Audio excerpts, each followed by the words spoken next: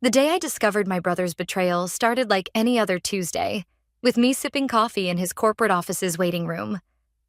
The mahogany furniture and abstract art screamed success, but something felt off. Maybe it was the way his assistant avoided eye contact, or how the morning newspaper headline about investment fraud made my stomach churn. I'm Zoe, and until that morning, I thought I knew my brother Chris better than anyone else in the world. We'd grown up sharing everything, from the last cookie in the jar to our deepest secrets. When Mom passed away 6 months ago, he was my rock. He held my hand through the funeral, helped sort through her belongings, and promised to handle her estate like the successful businessman he'd become. "Ms. Hunt?" His assistant finally called. "Your brother will see you now." Walking into Chris's corner office, I noticed his usual confident smile seemed strained. "Hey, sis. Sorry about the wait. These investor meetings are running longer than expected." "Chris, where's Mom's inheritance?" I cut straight to the point. "The gallery space I wanted is available, but the bank says the trust account is empty." He loosened his tie, a gesture I'd seen 1,000 times when he was nervous. "Look, Zoe, I can explain. I made some investments." "You what?" My voice cracked. "It was supposed to triple our money. The market just... It's temporary. Give me 3 months." The door opened and a tall man in an expensive suit walked in. "Chris, we need to discuss the Richardson account." "Oh, sorry, I didn't realize you had company." "Dante, meet my sister Zoe." "Zoe, this is my partner. Dante." I barely nodded, my mind racing. "Chris, that money wasn't yours to invest. It was my share of Mom's estate. My future." Dante's expression shifted subtly. He knew something. "Keep your voice down," Chris hissed. "Look, I'll make it right. Why don't you come work for me? We'll call it an advance on your earnings." I laughed bitterly. "Work for you? After you stole from me?" "I didn't steal anything. I'm growing our family's wealth. You're just too naive to understand business." My phone buzzed. A text from Vienna. "Found something about Chris's firm. Call me ASAP. Ms. Hunt?" A woman appeared at the door. "I'm Lucille King, the firm's legal counsel. Could we speak privately?" Chris's face paled. "That won't be necessary." "Actually," I stood up, gathering my composure, "I'd love to chat, Ms. King." In Lucille's office, surrounded by law books and certificates, the truth spilled out. She didn't say it directly, legal liability and all that, but her careful words painted a clear picture. The investment returns Chris bragged about? Classic Ponzi scheme patterns. The Richardson account Dante mentioned? Probably didn't exist. "Your brother's firm has some unusual financial patterns," Lucille said carefully. "As his sister, you might want to distance yourself." I nodded, but my mind was already spinning in a different direction. "Actually, I heard Chris is hiring. Would it be a conflict of interest if I applied?" Lucille raised an eyebrow. "Legally? No, but personally? Perfect." I stood up, my decision made. "Thank you for your time." Walking back to Chris's office, I found him arguing with Dante in hushed tones. They stopped abruptly when I entered. "You're right," I said, forcing a smile. "I'm being ungrateful. When can I start?" Chris's relief was palpable. "Really? I mean, of course. Monday? We could use someone with your eye for design in the marketing department." "Monday it is." I hugged him, fighting the urge to recoil. Family has to stick together, right? Outside, I finally called Vienna. Her voice was urgent. "Zoe, you won't believe what I found. Chris's firm is..." "A Ponzi scheme?" I finished. "Yeah, I know. And I just got hired." "What? Are you crazy? You should be calling the FBI, not joining his company." I watched people stream in and out of the building, carrying coffee cups and briefcases, oblivious to the fraud happening above them. "No, this is better. He wants to teach me about business? Fine. I'll learn everything. How he operates, who's involved, where the money goes. Then I'll take him down from the inside." "Zoe."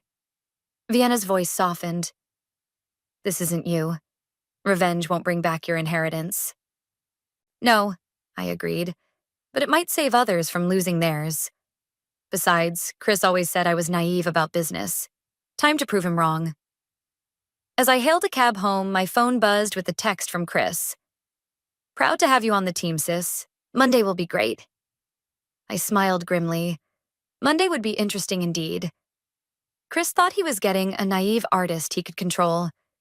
Instead, he was getting something far more dangerous. A sister with nothing left to lose and everything to prove. Let the game begin. My first month at Hunt Financial flew by in a blur of client meetings, design work, and careful observation. I threw myself into creating sleek presentations and marketing materials, earning approving nods from Chris and his partners. But beneath my dedicated employee facade, I was mapping out every detail of his operation. These investor packets are incredible, Dante said one afternoon, leaning against my desk. The way you visualize the returns, it makes everything so convincing. I smiled, noting how he said convincing rather than accurate. Thanks. I try to tell a story with the numbers. Speaking of numbers, he lowered his voice. Chris wants you to handle the Richardson portfolio presentation tomorrow. It's sensitive. The mythical Richardson account again. Of course, just send me the data. That's the thing. Dante hesitated. We need you to create projections based on our standard model. You mean make up numbers that look good? His eyes widened slightly. I wouldn't phrase it that way. Relax, I laughed, playing the naive sister role perfectly. I get it. Business is complicated, right? Chris explained everything. Later that day, Vienna met me for lunch at a cafe across from the office. You're getting too deep into this, she warned, stirring her latte. What if you get implicated? I'm documenting everything, I assured her. Every fake account, every manipulated number. Speaking of which, I pulled out my phone and showed her a photo of a document I'd snapped earlier. Look familiar? Her eyes widened. That's the same template they used for my aunt's investment, the one she lost everything on last year. Exactly. Chris didn't just steal my inheritance, he's been doing this for years. A shadow fell across our table. Doing what for years? I froze at Logan's voice. Chris's most suspicious partner stood there, coffee in hand, eyes narrowed. Building his client base. I recovered smoothly. I was just telling my friend how impressed I am. Logan didn't buy it. Funny, I was just telling Chris how impressed I am with you. Almost too impressed. Nobody learns our systems this quickly. What can I say? I'm a fast learner. We'll see. He walked away, but the threat in his voice was clear. Back at the office, Chris called me into a meeting with potential investors.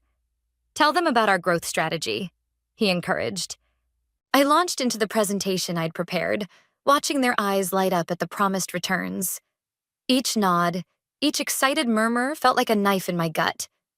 These people had no idea they were being conned. Your sister's quite the asset, one investor told Chris afterward. She sure is, Chris beamed, squeezing my shoulder. Always knew she had it in her. That evening, as I was gathering my things to leave, Dante appeared again. Want to grab a drink? There's something you should know. At a quiet bar nearby, he seemed nervous. Logan's right to be suspicious, he said finally. You're asking the right questions, noticing the right things? Too right. I kept my face neutral. What are you saying? I'm saying, he leaned closer, that if someone wanted to understand how this operation really works, they'd need access to the server room on the 4th floor, the one that's always locked. Hypothetically, my heart raced. Was he helping me? Setting me up? Hypothetically, I matched his tone. How would someone access that room?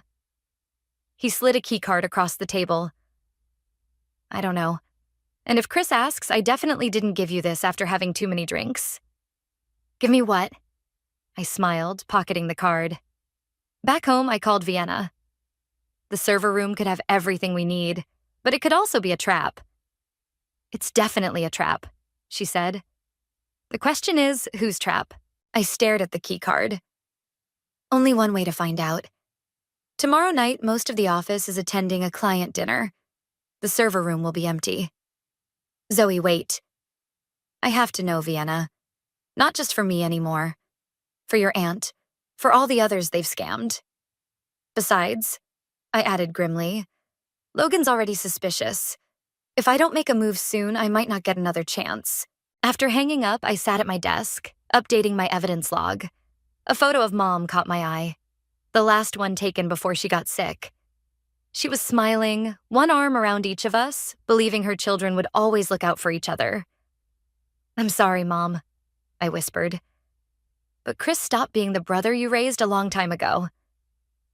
My phone buzzed with a text from Chris. Great job today. Investors loved you. Family dinner this weekend to celebrate? I typed back, wouldn't miss it. Tomorrow I'd find out exactly what was in that server room. And then, one way or another, this game would enter its next phase. Chris taught me to play by his rules. He just didn't expect me to play them better than him. The server room's lock clicked softly as I swiped Dante's keycard. My heart pounded as I slipped inside, the hum of computers filling the air. The client dinner would keep everyone occupied for at least 2 hours, but I couldn't shake the feeling of being watched. I'm in. I whispered into my phone. Be careful, Vienna replied. Remember what I taught you about accessing secured files? Before taking this job, I'd convinced Vienna, an IT specialist, to teach me basic hacking techniques. Now, facing the terminal, those lessons proved invaluable. The first few folders contained nothing surprising. Marketing materials, client presentations, the usual corporate stuff. Then I found it. A folder labeled RX Holdings. Bingo, I muttered, copying files to my USB drive. A noise in the hallway made me freeze. Footsteps approached, then passed. I released my breath and continued searching.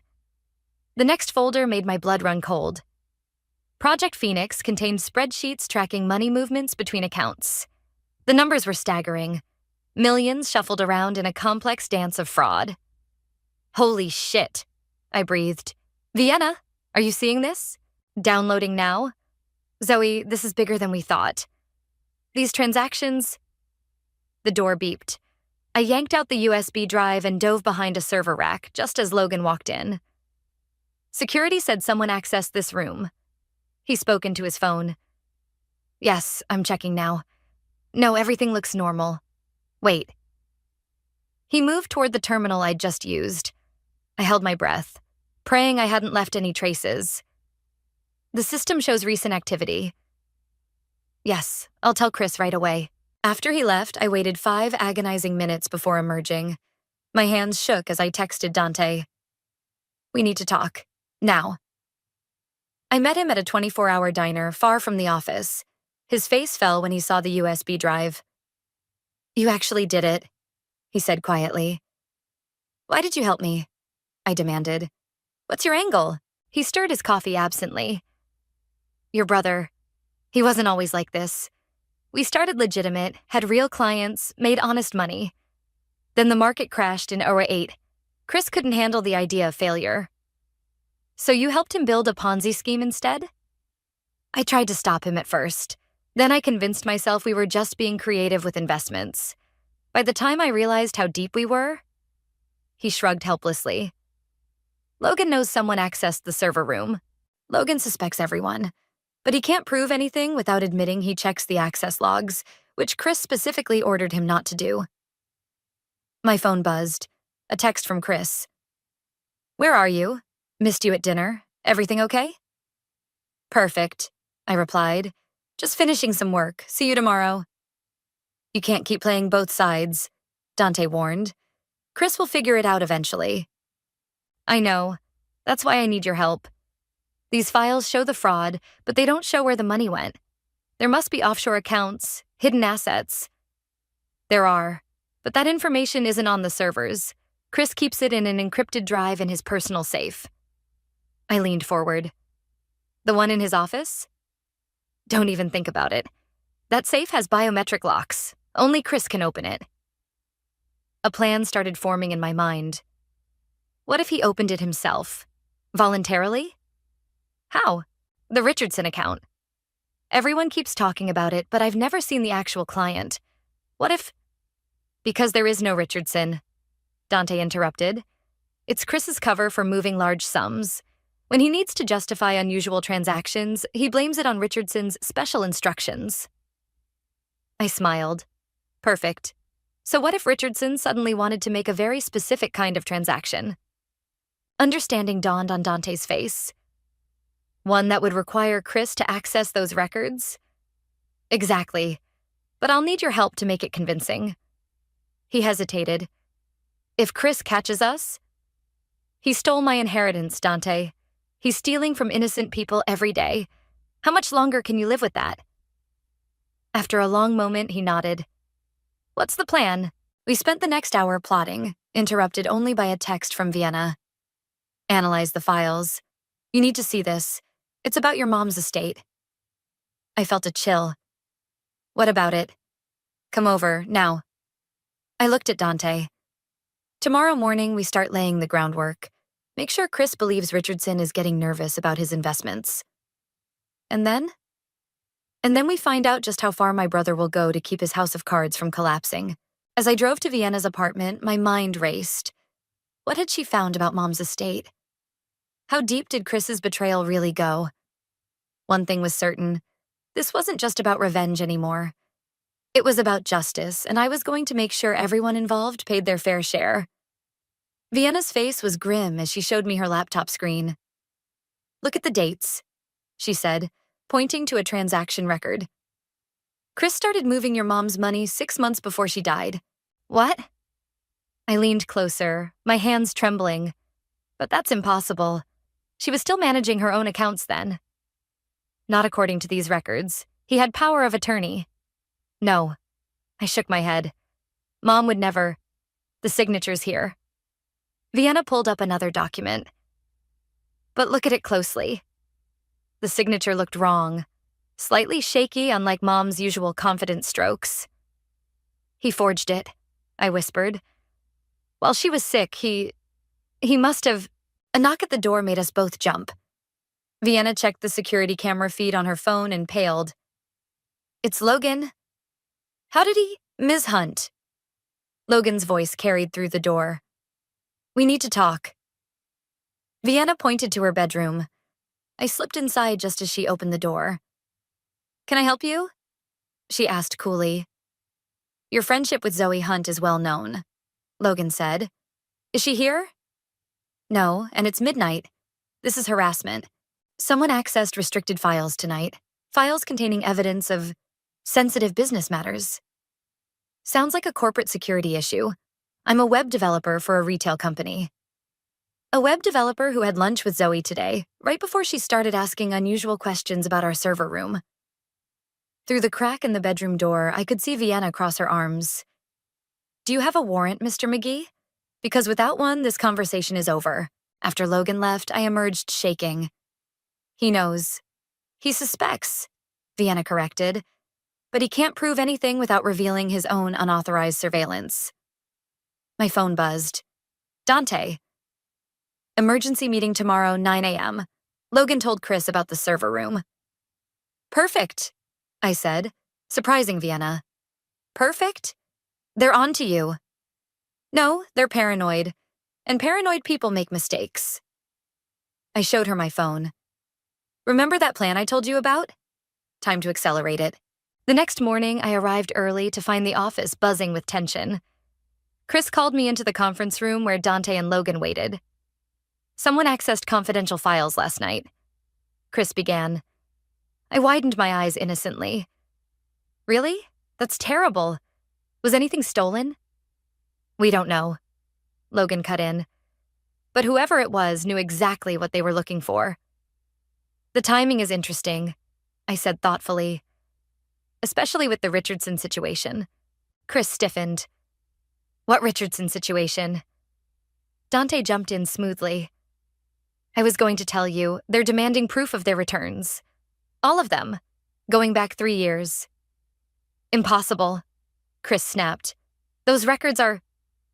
Are what, Chris? I pressed. Is there something wrong with the Richardson accounts? The look he gave me could have frozen hell. Of course not. But client confidentiality? Speaking of clients, Logan interrupted. Where were you last night, Zoe? Working late at my friend's place. Why? Am I a suspect? Everyone's a suspect, he growled. Enough. Chris stood up. Zoe's family. She wouldn't betray us. Would you, sis? The way he emphasized betray made my skin crawl. Of course not. Just like you'd never betray me, right? His smile faltered slightly. Right. Now about Richardson. I have their files ready, I said brightly. Just need your biometric access to retrieve the complete records. That won't be necessary. But they're demanding it, Dante added.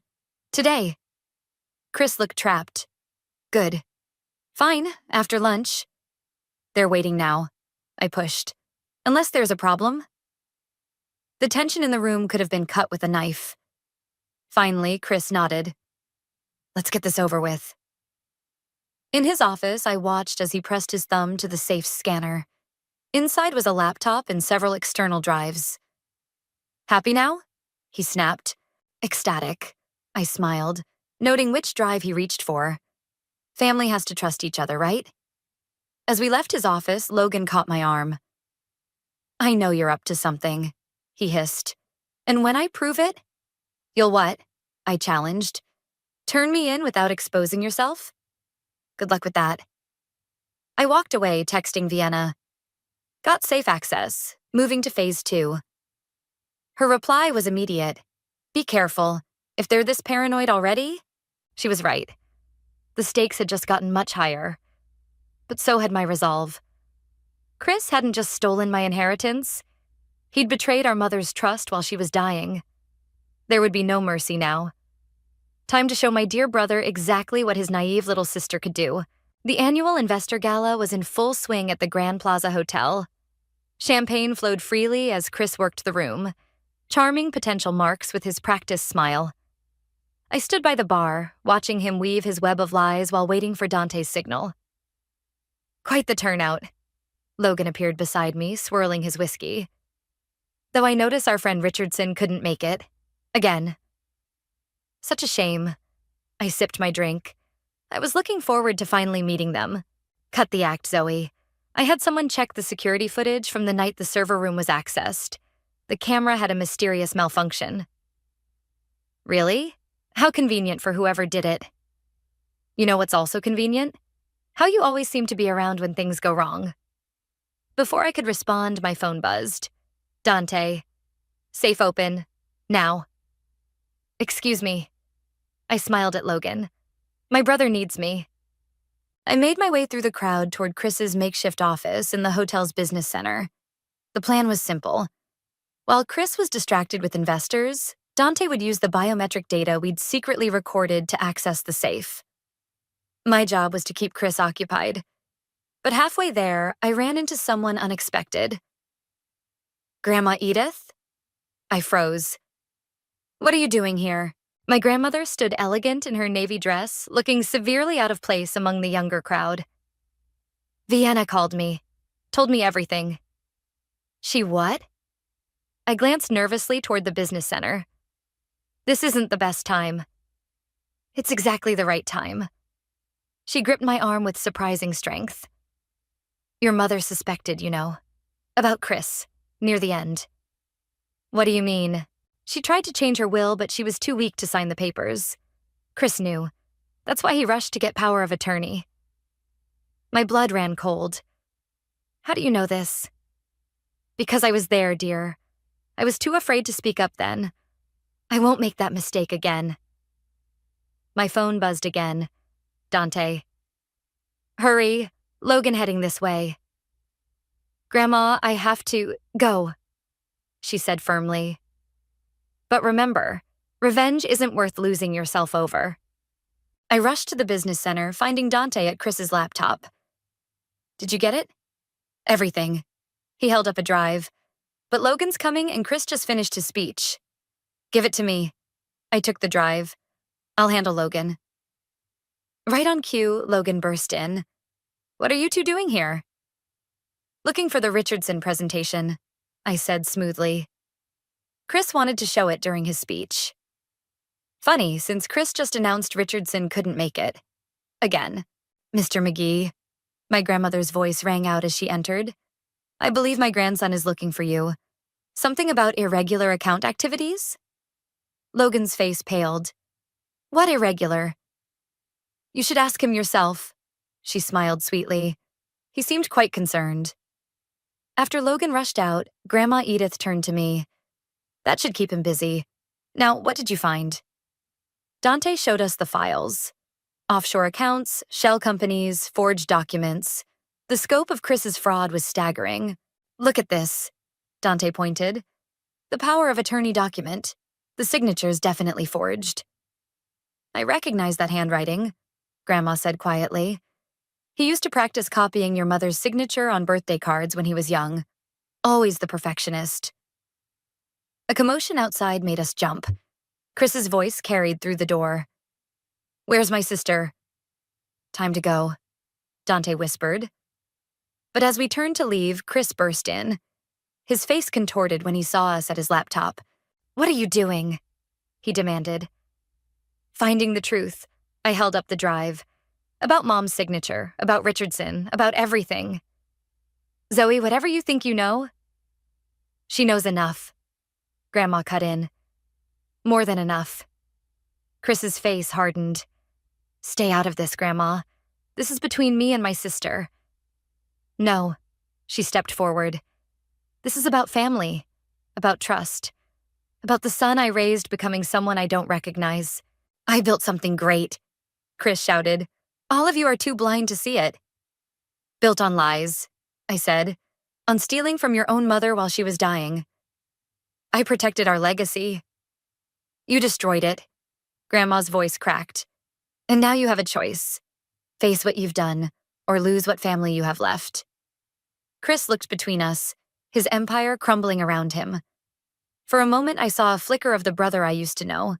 Scared, vulnerable, human. Then Logan burst in with security, and that moment shattered.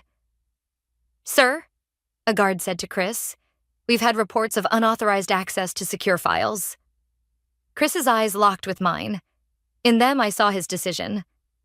Arrest her, he pointed at me. She's been stealing company data. As security approached, I gripped the drive tighter. The evidence that would destroy him. The truth about our mother, everything. Game on, brother. Game on. Stop. Lucille's voice cut through the chaos as she pushed into the room. Nobody's arresting anyone without a warrant. The security guards hesitated, looking between her and Chris. She stole company property, Chris insisted, pointing at the drive in my hand. Actually, Dante stepped forward. That drive belongs to me. I can show you the receipt. Logan sneered. You're in on this too? Everyone calm down, Lucille commanded. Mr. Hunt, a word in private?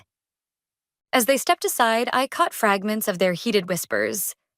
Legal liability and unauthorized arrest and media attention. Chris's face darkened. Fine, no arrests. But Zoe, you're fired. Get out. Gladly. I turned to leave, but stopped at the door. Oh, and Chris, check your email. I just sent something interesting to all your investors. His phone buzzed right on cue. As he read, the color drained from his face. You didn't... The Richardson files? The forged power of attorney? Mom's stolen accounts? I sent it all. Should make tomorrow's investor meeting very interesting. You'll destroy everything. You already did that, Grandma Edith said quietly. The moment you chose greed over family. The gala outside had gone quiet, phones buzzing as investors received my email. Chris pushed past me, desperate to do damage control. Security breach, Logan shouted, following him. Everyone stay calm. But it was too late. I watched from the doorway as Chris's carefully constructed world imploded. Investors demanded answers, phones called lawyers. His empire of lies crumbled in real time. Ms. Hunt, Lucille touched my arm. The FBI is on their way. I suggest you and Mr. Rogers stay to give statements. Dante nodded. We have copies of everything. This wasn't just about revenge, was it? Grandma asked softly. No. I showed her my phone, displaying dozens of messages from past victims of Chris's scheme. It was about justice. For Mom. For everyone he hurt. The hotel lobby erupted in chaos as FBI agents arrived. Chris tried to run, but they caught him near the emergency exit. As they led him past me in handcuffs, he stopped. Why? He asked, his voice breaking. I'm your brother. Were you my brother when you forged Mom's signature? When you stole my inheritance? When you looked me in the eye and offered me a job knowing it was all built on fraud? I was trying to protect you. No. I stepped closer. You were protecting yourself. And now? Now you get to face the consequences. Family is supposed to stick together. He spat. Family is supposed to be honest. Grandma countered. Your sister just was. As the agents led him away, Vienna burst in. Zoe, I came as soon as I got your signal. Are you okay? Better than okay. I handed an FBI agent the drive. Everything you need is there. Account numbers, forged documents, all of it. Logan was next, escorted out in cuffs, still protesting his innocence. Dante gave his statement, then approached me. What happens now? He asked. Now? I watched investors leaving in angry groups, phones pressed to ears. Now the truth comes out. All of it. Ms. Hunt? A young woman approached nervously. I'm Sarah. Your brother took my parents' retirement fund. When I got your email... I know. I squeezed her hand. We'll make it right. More victims came forward, sharing stories of lost savings and broken dreams. Each one strengthened my resolve. This wasn't just about my inheritance anymore. It was about every life Chris had ruined with his lies. Your mother would be proud, Grandma said, watching me comfort another victim. Would she? I just sent her son to prison. You protected others from him, just like she tried to do at the end. She pulled out an envelope. She wrote this the day she tried to change her will. Asked me to give it to you if things went wrong. My hands shook as I opened it. Mom's familiar handwriting filled the page. My dearest Zoe, if you're reading this, I've failed to stop your brother's schemes. I've watched him change, become someone I don't recognize. Promise me you'll be stronger, braver, true to yourself. All my love, Mom. She knew, I whispered, all along. And now everyone else does too. Vienna hugged me. It's over. But watching the FBI bag evidence, victims sharing stories and reporters gathering outside, I knew it wasn't over. This was just the beginning. Chris's fraud had touched countless lives, and healing those wounds would take time.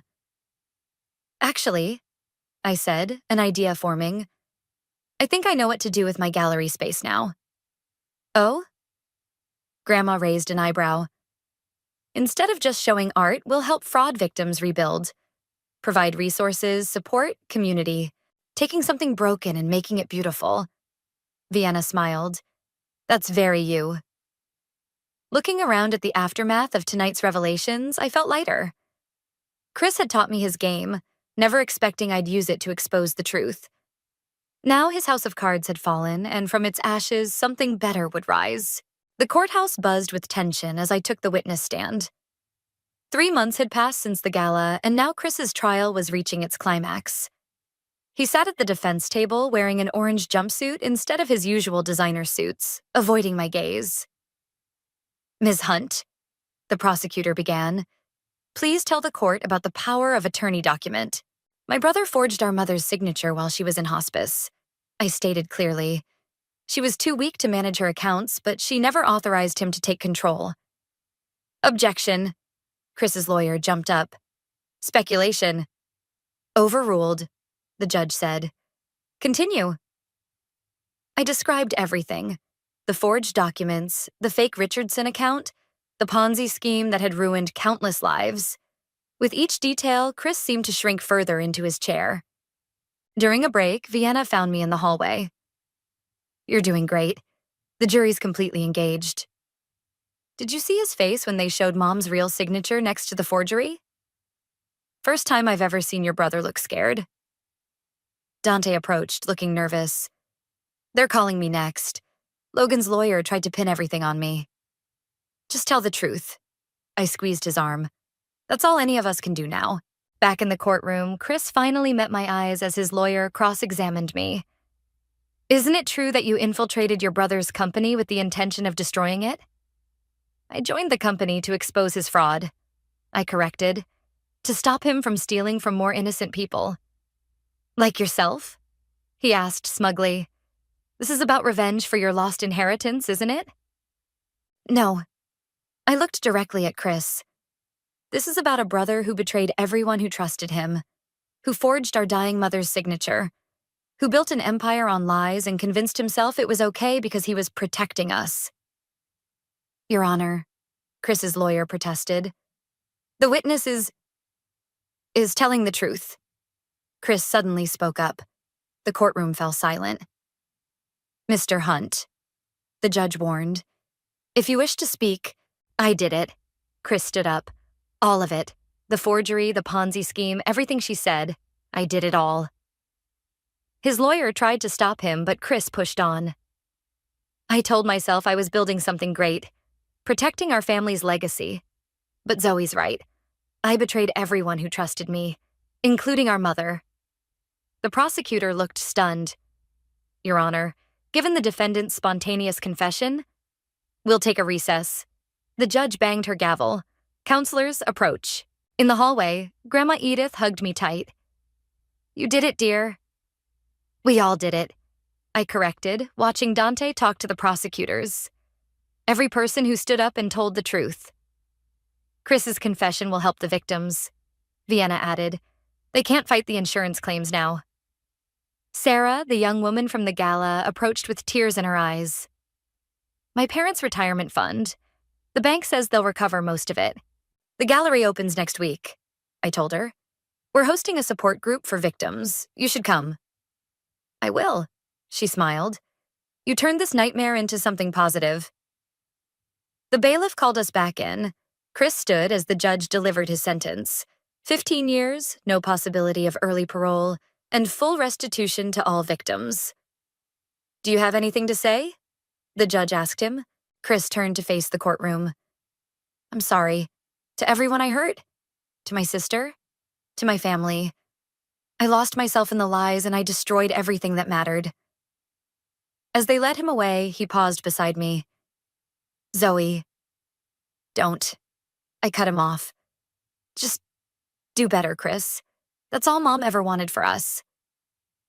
Outside the courthouse, reporters swarmed us. Ms. Hunt, how does it feel to bring down your own brother's criminal empire? This isn't about bringing anyone down, I replied. It's about lifting people up. Every victim, every family affected. We're building something new together. Something honest. Later that evening, I stood in my nearly finished gallery space. The walls were lined with artwork created by fraud victims, their stories of loss and recovery captured in paint and sculpture. Mom would love this, Grandma said, admiring a particularly moving piece. Think she'd forgive me? For sending Chris to prison? Oh, darling. She took my hand. You didn't send him anywhere. His own choices did that. You just chose to stand for the truth, no matter how much it hurt. Vienna arrived with champagne. To justice. To healing, I corrected, raising my glass. As we celebrated, I thought about Chris sitting in his cell. Part of me would always love the brother who shared my childhood secrets, who held my hand at Mom's funeral. But that brother had chosen a different path, and I had chosen mine. Tomorrow, the gallery would open its doors, not just as an art space, but as a sanctuary for healing, for truth, for rebuilding broken trust. Chris had taught me his game of deception, never imagining I'd transform it into something beautiful. Sometimes I realized the greatest revenge isn't destruction, it's creation. Welcome to Truth in Art, I announced to the packed gallery. Every piece here tells a story of survival, of rebuilding after betrayal. The opening night crowd moved through the space, studying paintings and sculptures created by fraud victims. Sarah's parents stood before their daughter's work, a shattered piggy bank reconstructed with gold, inspired by the Japanese art of kintsugi. The broken pieces make it more beautiful, Sarah explained to visitors. Just like our story. Vienna squeezed my arm. Look who's here. Dante entered, looking nervous but determined. After testifying against Chris, he'd been granted immunity and had thrown himself into helping track down hidden assets. Didn't think you'd come, I said as he approached. Couldn't miss it. Besides, I brought someone who needed to see this. Behind him stood Logan, recently released on bail pending his own trial. He looked smaller somehow, without his expensive suit and arrogant smirk. Why did you invite me? He asked quietly. Because everyone deserves a chance to make things right, I replied. Even you. He nodded slowly, taking in the artwork. I kept telling myself we weren't hurting anyone, that they were all rich investors who could afford the loss. And now? Now I see their faces, their stories. I can't hide from that anymore. A commotion near the entrance drew our attention. Lucille arrived with a group of FBI agents. We found another account, she announced. Offshore, hidden deep. There's enough to make all the remaining victims whole. The gallery erupted in cheers and tears. Sarah hugged her parents. Other victims embraced, their relief palpable. This wasn't just about getting justice, I told the crowd. It's about healing, about turning pain into power. Speaking of power, Vienna whispered. Look. Through the gallery windows, I saw news vans arriving. The story of Chris's victims turning their experiences into art had gone viral. Ms. Hunt, reporters called as they entered. Is it true your brother has agreed to a full confession? To help other victims of financial fraud? Yes, I confirmed. He's cooperating with authorities to prevent others from falling for similar schemes. And the gallery? What inspired this approach to victim recovery? I gestured to Mom's photo on the wall. Someone wise once told me that true strength isn't in tearing things down, but in building something new from the ruins. Grandma Edith appeared at my side. She'd be so proud, dear, not just of the gallery, but of how you helped all these people find their voice. A young girl tugged at my sleeve. Is it true? She asked. That your brother stole everything? I knelt to her level. He did, but look around. Sometimes when we lose everything, we find something more valuable. Our strength, our community, our truth. The girl nodded solemnly. My dad lost his money too, but he made that. She pointed to a sculpture of a phoenix rising from twisted metal. The phoenix rises, I smiled. That's what we all did. Later, as the crowd thinned, Dante handed me an envelope. From Chris. Guard approved it this morning. Inside was a letter. Dear Zoe, I spent so long building walls of lies that I forgot what real strength looks like. You showed me. Not by destroying my empire, but by building something true from its ashes. I'm sorry isn't enough, but it's where I'll start. Love, Chris. You okay? Vienna asked, seeing my tears. Better than okay, I smiled, pinning the letter to our wall of truth, a space where victims shared their stories. The setting sun painted the gallery in warm light, illuminating the artwork and the faces of those who created it. Logan spoke quietly with FBI agents, sharing information about other potential schemes. Sarah led a group discussion about healing through art. Dante helped Grandma Edith set up for tomorrow's support group meeting. So, Vienna grinned. Ready to admit this turned out better than plain old revenge? I looked around at what we'd built. Not just a gallery, but a sanctuary for healing, a platform for truth, a community rising from betrayal. You know what the best revenge is? I asked. What's that? Living well, and helping others do the same. As if on cue, Sarah's mother started playing the gallery's piano, a piece about redemption and hope. The music filled the space, wrapping around the artwork and the people who created it, binding us all in a moment of shared triumph. This wasn't the ending I'd imagined when I first discovered Chris's betrayal. It was better. Because sometimes the greatest victory isn't in destroying what hurt you, but in transforming it into something that heals others. And that's a game worth winning.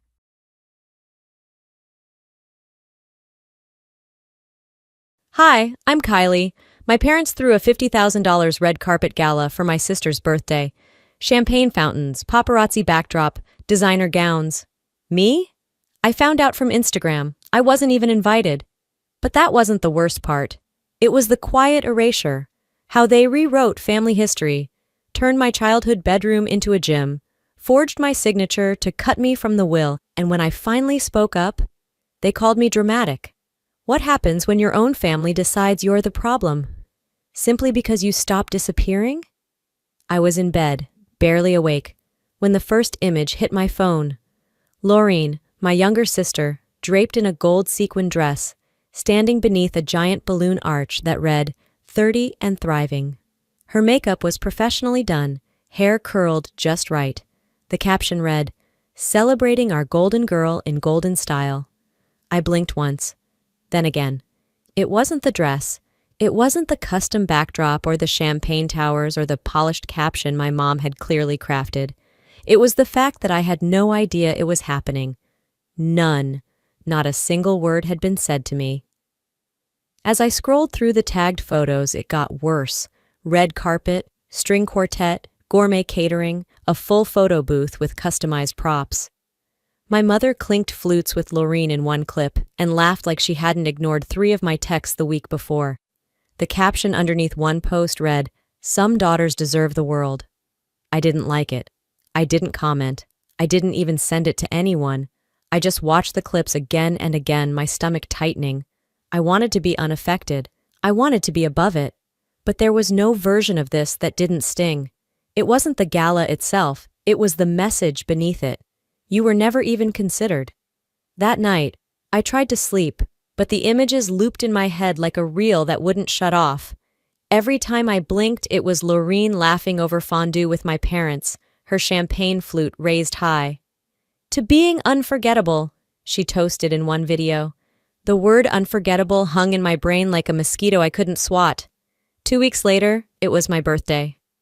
I didn't expect much. Still, I cleared the day. Didn't plan anything with friends. Didn't schedule any meetings. I guess a part of me was hoping they had something up their sleeve, even just dinner or a thoughtful note. At noon, my phone buzzed with a text from my mom. "If you're free, stop by the house today." That was it. No happy birthday, no emoji, no hint of celebration, just logistics. I showed up around 2:30 p.m., half hoping there was a surprise hiding behind the garage door. But when I walked in, Laureen was on the couch scrolling through her phone, legs tucked under her like it was any other Thursday. My dad was out back mowing the lawn. My mom was in the kitchen humming. "Oh, hey," she said when she saw me. "You made it." "I figured you wanted me to," I replied, standing awkwardly in the doorway. She nodded, wiped her hands on a dish towel, and opened the fridge.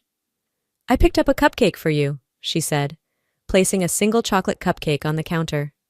Store-bought, still in the plastic container, no candle.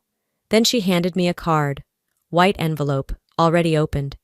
Inside was a thick piece of cardstock that read in shiny gold letters, "Maybe next year." There was no message, not even her signature. I gave a soft laugh, not from humor but disbelief. "That's it?" My mom looked at me like I'd insulted her cooking. "You're 33, Kylie. What did you expect? A pony and streamers? You've always been so dramatic." Laureen didn't even look up from her phone. I stood there, card limp in my hand, and for the first time I felt something solid crack inside me. Not a dramatic collapse, more like the final click in a long sequence of quiet betrayals. Something irreversible. It wasn't the cupcake. It wasn't even the card. It was the fact that they looked at me like I was the problem, for noticing. My mother leaned back against the counter. "You've never liked attention anyway. I didn't think it mattered." I wanted to scream. I wanted to ask her how she could host a $50,000 event with a dress code and media wall for my sister, then hand me a $2 cupcake and act like I was the difficult one. But I didn't scream. I didn't explain. I just said, "Thanks," and I left. Not angrily, not loudly, just quietly, like a door closing with a soft click that no one hears until it's too late.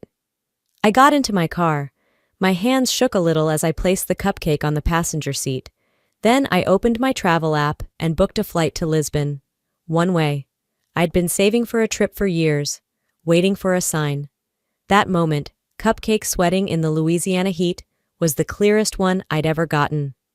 That night I packed. I folded clothes into neat stacks, zipped them into my suitcase like I'd done it 100 times. My phone buzzed once, my dad, probably asking where I'd gone. I let it ring.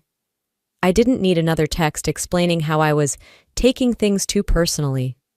I didn't need my sister's smug silence or my mother's defensiveness. What I needed was distance, and Lisbon was about as far as I could go without orbiting the planet. Before I went to bed, I placed the cupcake in the trash and lit a candle, not for celebration, but for clarity. I didn't sleep much, but when the sun rose, casting light across my bedroom floor, I felt weightless, not happy, not healed, but finally light. The Lisbon sun had barely begun to rise when I found myself sitting upright in seat 34A, the gentle hum of the plane doing little to soothe the churn in my chest. The cabin lights were dimmed, passengers around me lulled into sleep or distracted by glowing screens. I, on the other hand, was staring at the screen of my phone, one bar of Wi-Fi flickering like it couldn't decide if it wanted to connect me to the world or leave me in peace. That's when I saw it. A flagged message from 2018 sat at the top of my inbox like it had been waiting for this exact moment. The subject line read, "Save this." I vaguely remembered sending it to myself but couldn't recall what it was. I tapped. One line appeared above a small attachment. "Never forget this recording, one day it'll explain everything." I hesitated, then slid my headphones on and hit play. The voice was unmistakable, my mother's, casual, confident, unaware she was being recorded. "She'll never be like Lorene," she said, her tone light, as if discussing the weather. "Kylie's always been forgettable, sensitive. She takes things so personally." There was a pause, then laughter, not just hers, but a second voice, a family friend. "Well, you need one stable daughter and one star, right?" he joked. My mother responded without skipping a beat.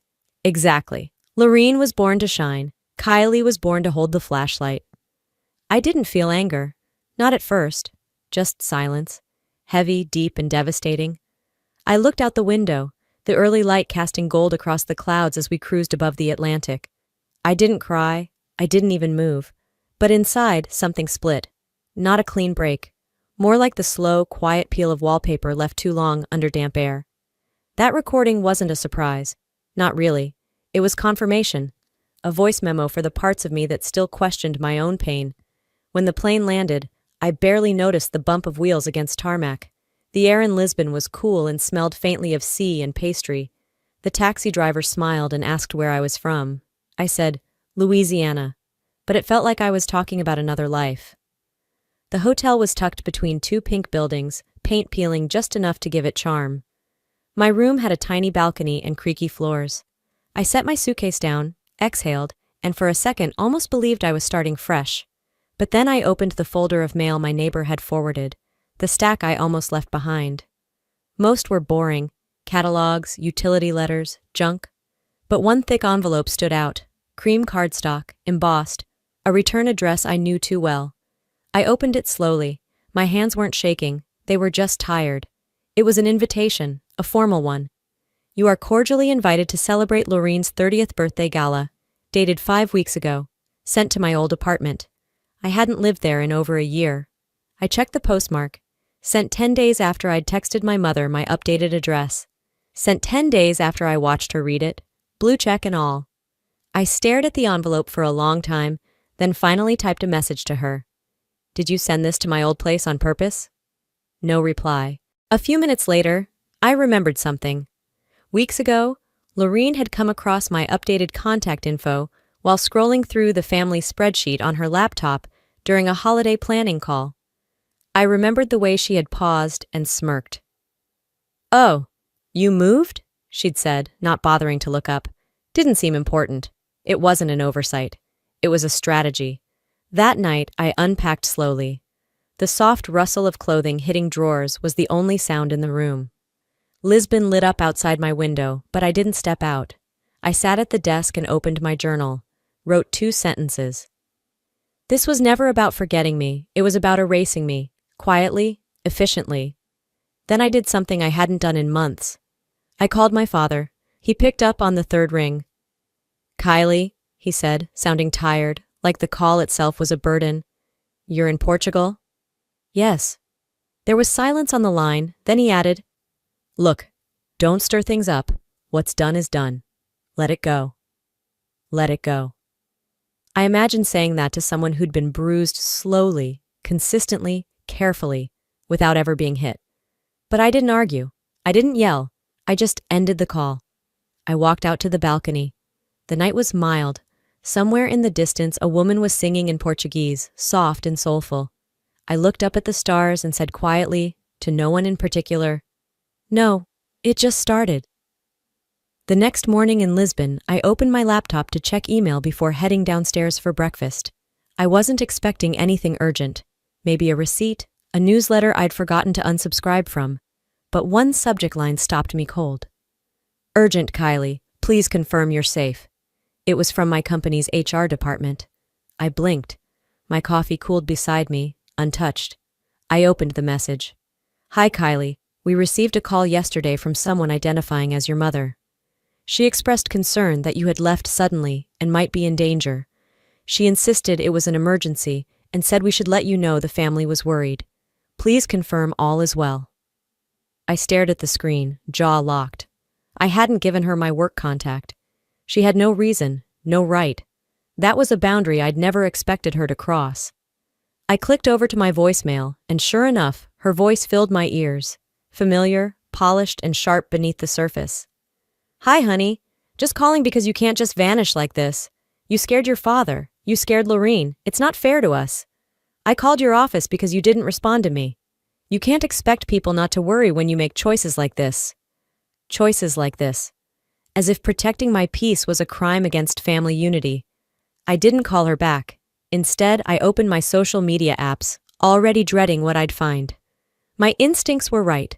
On Lorene's gala post, still public, still glowing, there was a comment from Megan, an old friend from high school.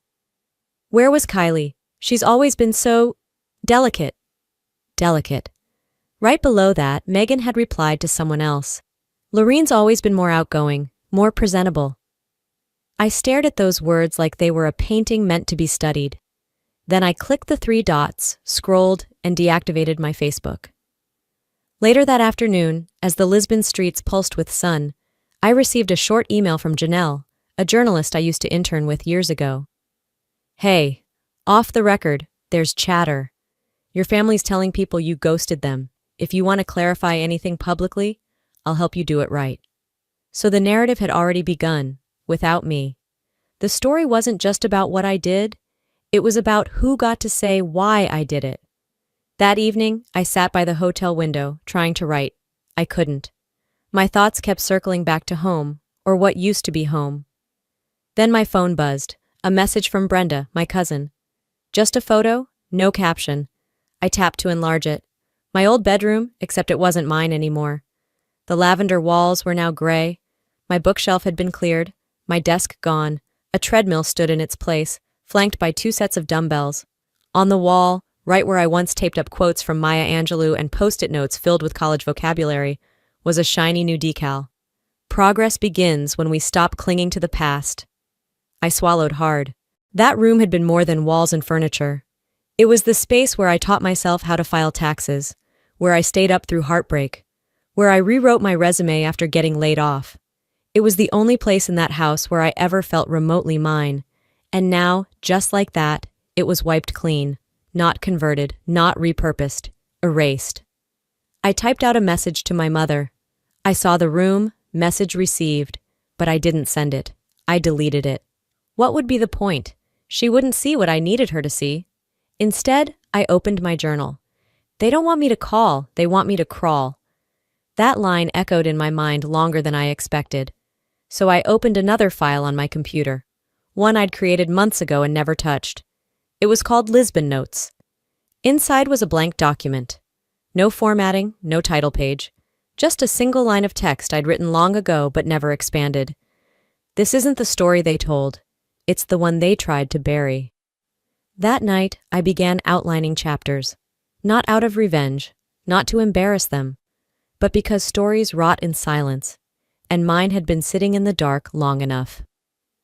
The next morning arrived quiet and pale, the Lisbon sky hanging low with a slow-moving fog. I had barely touched my coffee when an email slid into my inbox from Paula, an editor friend I'd worked with back in New York. Her subject line read, "Hey, are you okay?" Inside, just a few lines. "I don't want to step on anything private, but I've heard you're overseas dealing with some kind of breakdown. 2 emails came through quoting your sister. Very polished, very concerned. Something about you being unwell and acting impulsively. If this is sabotage, say the word." Sabotage. That word sat differently now. Heavier, sharper. I minimized the email and pulled up Instagram. Lorene's newest post had blown up overnight. Thousands of likes, hundreds of comments. The caption read, "Family isn't about who vanishes when things get hard. It's about who stays and helps rebuild."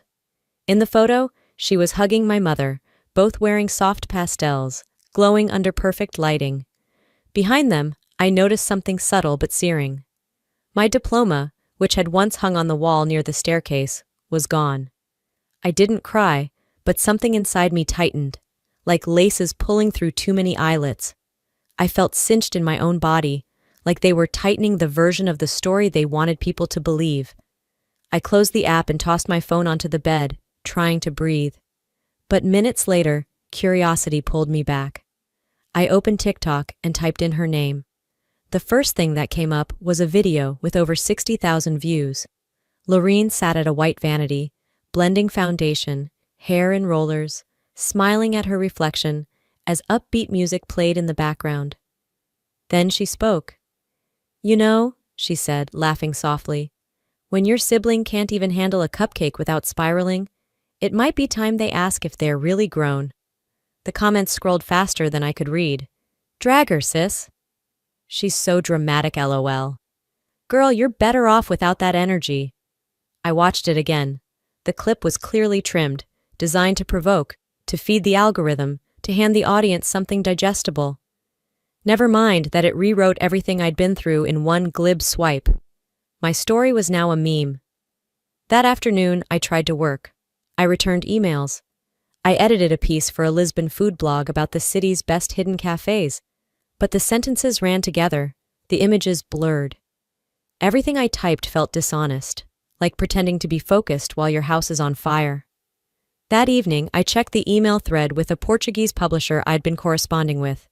They'd loved the idea of Lisbon notes, but something had shifted. Their latest reply was clipped. "At this moment, we are unable to proceed due to concerns about potential defamation. We've received 2 messages from a Gmail account warning of legal consequences should we publish." I froze. I asked to see the warnings. They forwarded one. It was brief, anonymous, but familiar.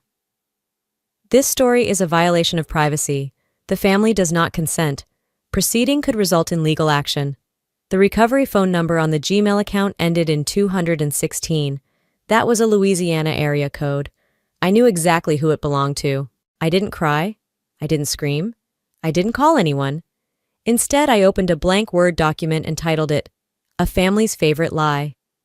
Then I wrote, "When you stay silent too long, someone else starts telling your story for you." I didn't rage post. I didn't drag anyone. I didn't at my sister.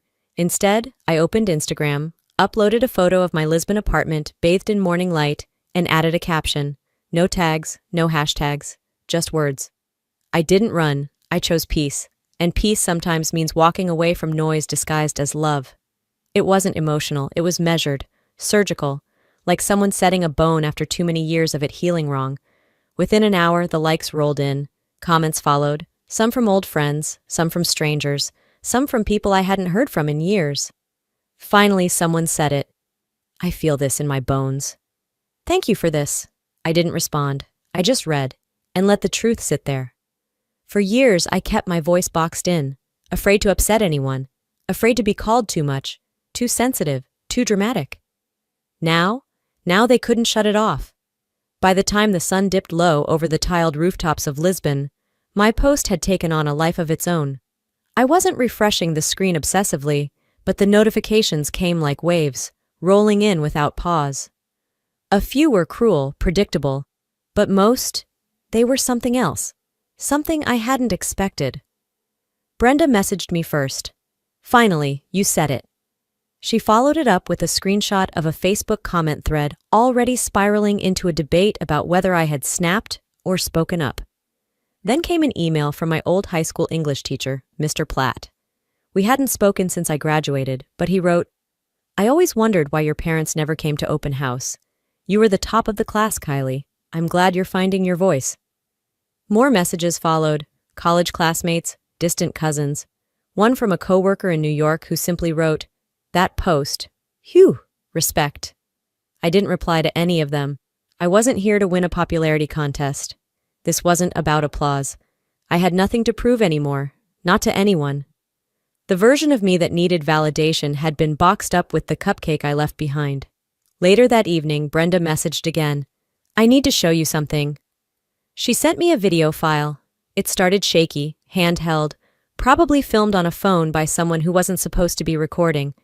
The scene, the night before the gala, Lorene in a glittering robe, sipping from a wine glass while fussing with a seating chart.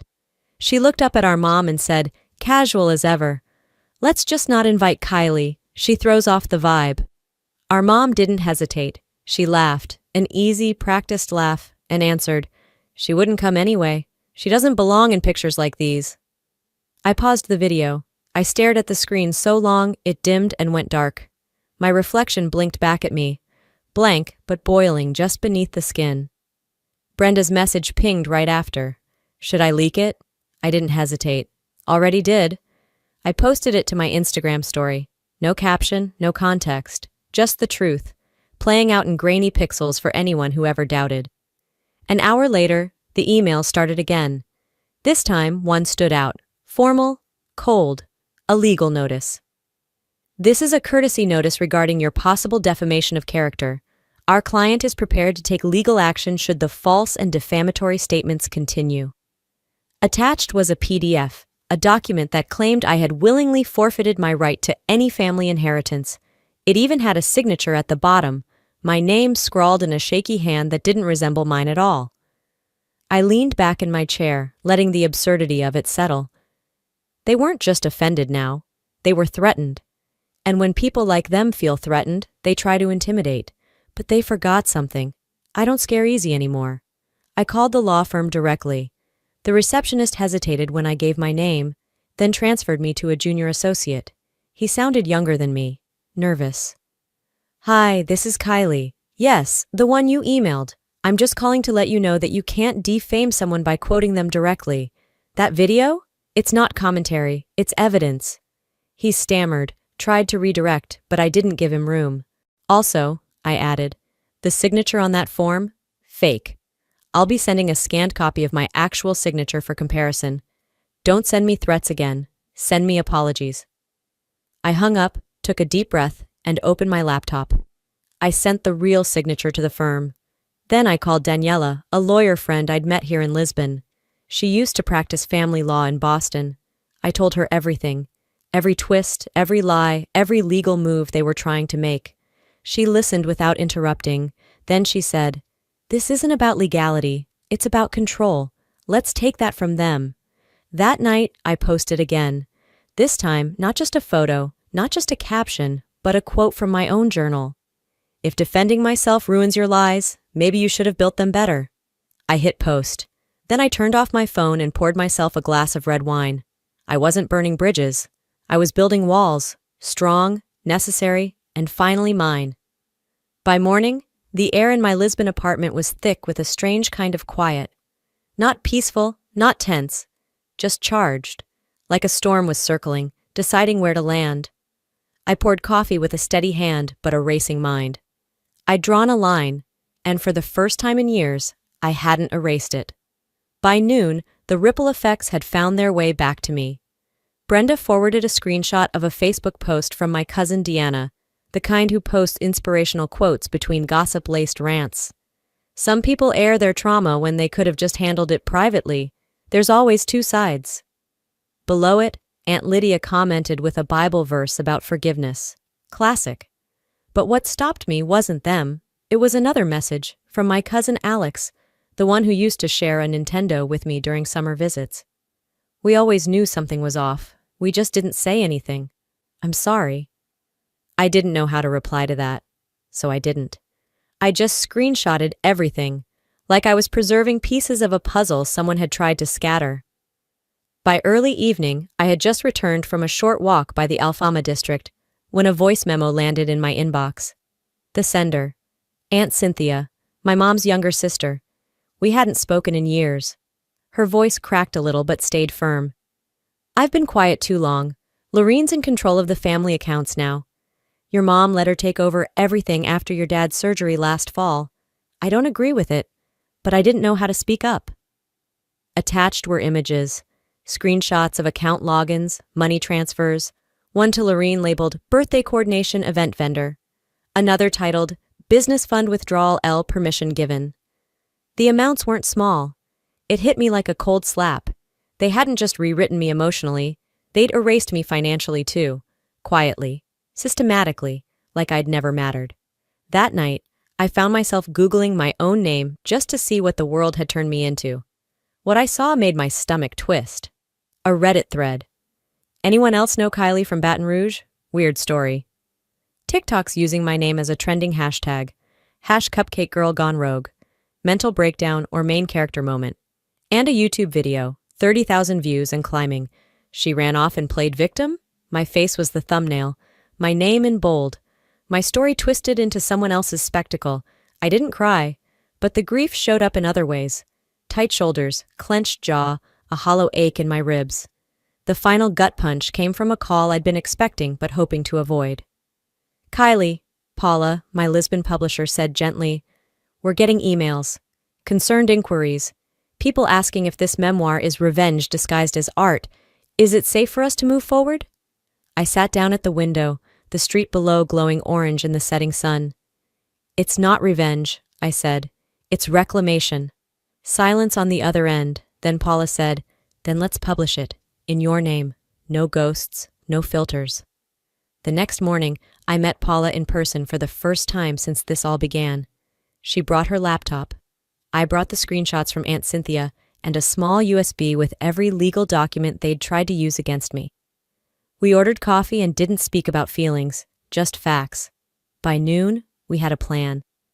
By dusk, I uploaded something new. A simple post. A cover mock-up of my memoir, the title in white serif against a deep maroon background. The subtitle, What They Buried. And beneath it, a quote. "Sometimes survival looks like silence. Other times it looks like print." I turned off comments this time. I wasn't inviting debate. I was issuing a declaration. They took my name. Now I was putting it back where it belonged. On the cover. The day after I announced the book cover, I sat by the window with my coffee, Lisbon still asleep outside. My inbox had quieted for the first time in weeks. It was the kind of silence that didn't feel like an absence, but a pause before the next move. And it came, not from a critic or troll, but from the one person who always knew how to hit the bruise and still pretend they hadn't touched me at all.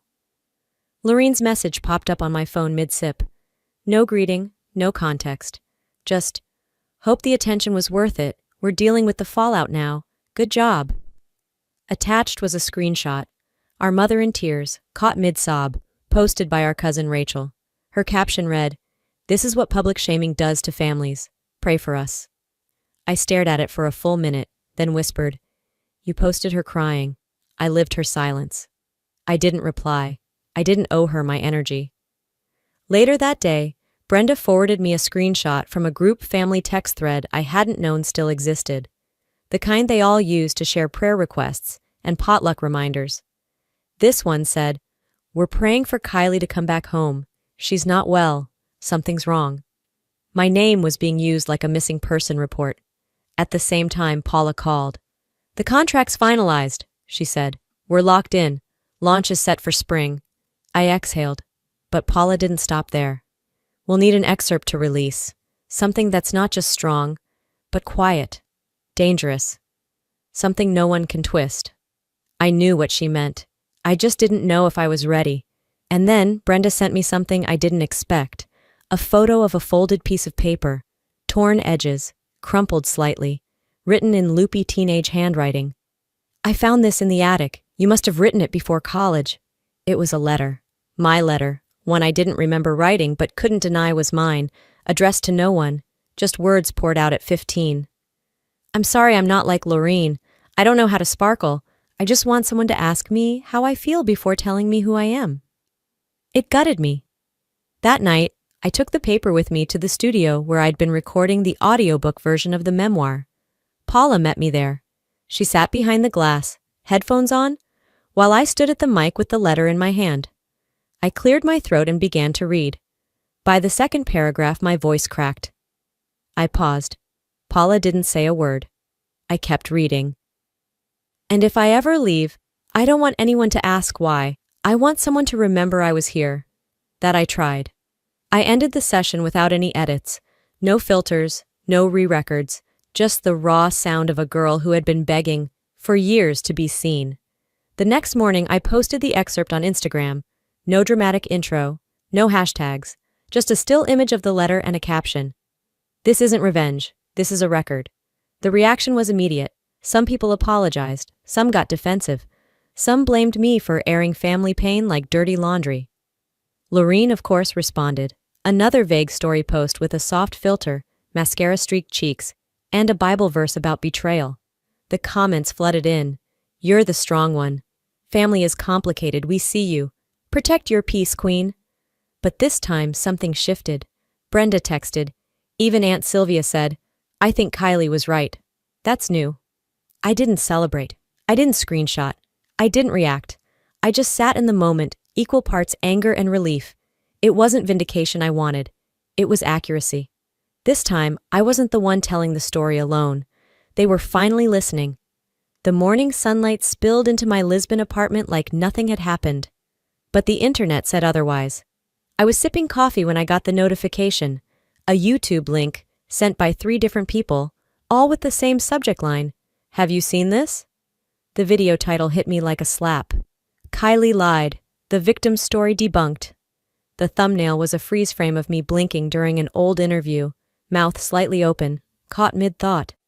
The kind of image people use when they want you to look foolish without saying a word. I clicked. A man's voice narrated over grainy clips pulled from my social media, spliced together to make me look unhinged.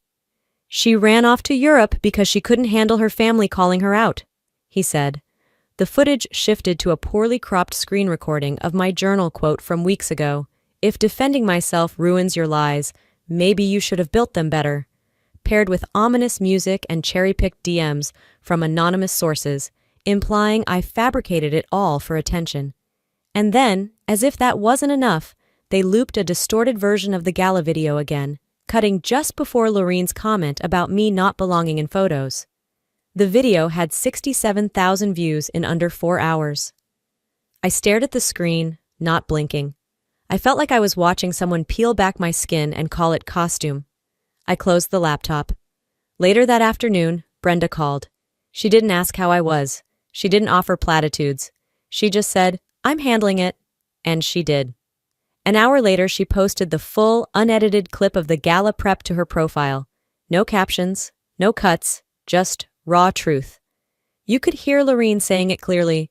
Let's just not invite Kylie. It ruins the energy. And then my mother's laugh. She wouldn't come anyway. She doesn't belong in pictures. The internet turned again. Aunt Cynthia followed up with a joint statement. Clear, direct, aligned with my timeline. She included screenshots of messages between her and my mom, verifying what I'd been saying all along. And then came the Lisbon publisher's post. This work is based on documented first-hand testimony and verified communications. We stand behind Kylie's story.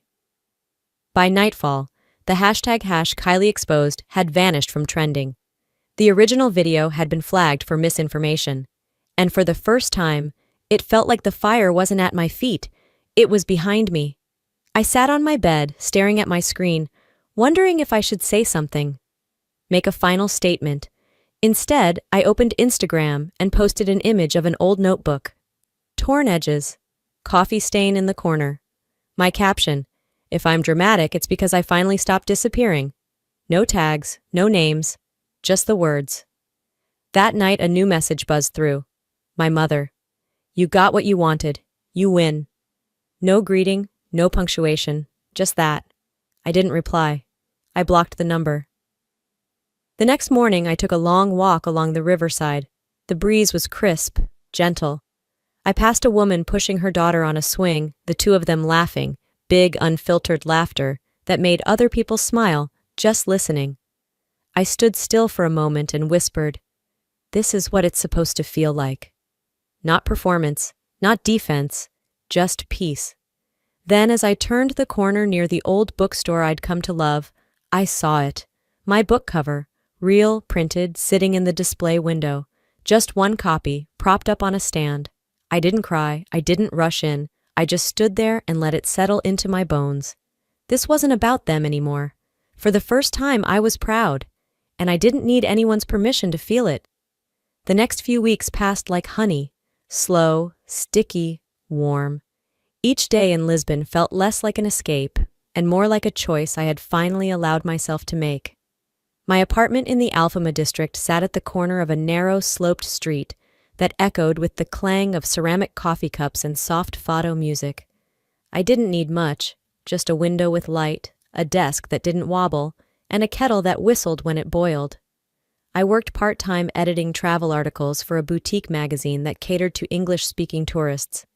The work wasn't flashy, but it gave me structure, and something to do with my words that didn't always come wrapped in memory. In the afternoons, I'd take slow walks through the local market. I learned the names of fruits I'd never eaten back home. I burned 3 pots of feijoada before finally getting it right.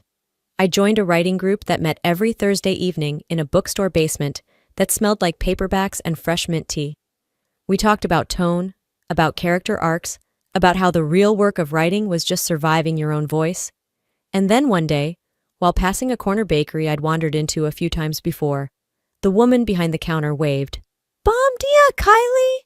My name rolled off her tongue like it belonged there. I paused, blinking. She didn't know anything about Baton Rouge.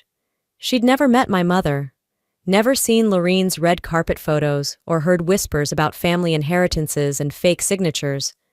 But she knew me, and that small sweet moment, being seen without the weight of history, made my throat tighten. Some days, the past still knocked. I'd get emails forwarded from Brenda, usually from relatives trying to test the water. "Just wondering how you're doing. Your mom mentioned you the other day. She's processing." I didn't reply, but I didn't delete them either. Some nights I'd light a candle and reread old letters I'd written but never sent. Some were sharp, some were sad. Most ended the same way. Maybe one day this will make sense. The ache wasn't gone. It had just changed shape. Like scar tissue you forget about until the weather shifts, and there it is, tight and tender. April 5th came again. I woke up to golden light stretching across my sheets, and for once, it didn't feel like an ambush. I got dressed slowly, pulled on a soft blue sweater, and walked 3 blocks to a cafe I'd only just discovered the week before. They had cakes that looked like something out of a storybook. Too colorful, too sugary, too much. And I loved it. I picked the biggest cupcake in the case, pink icing, rainbow sprinkles, a tiny edible flower on top. The owner rang me up and asked if I needed a bag. I shook my head. I wanted to carry it.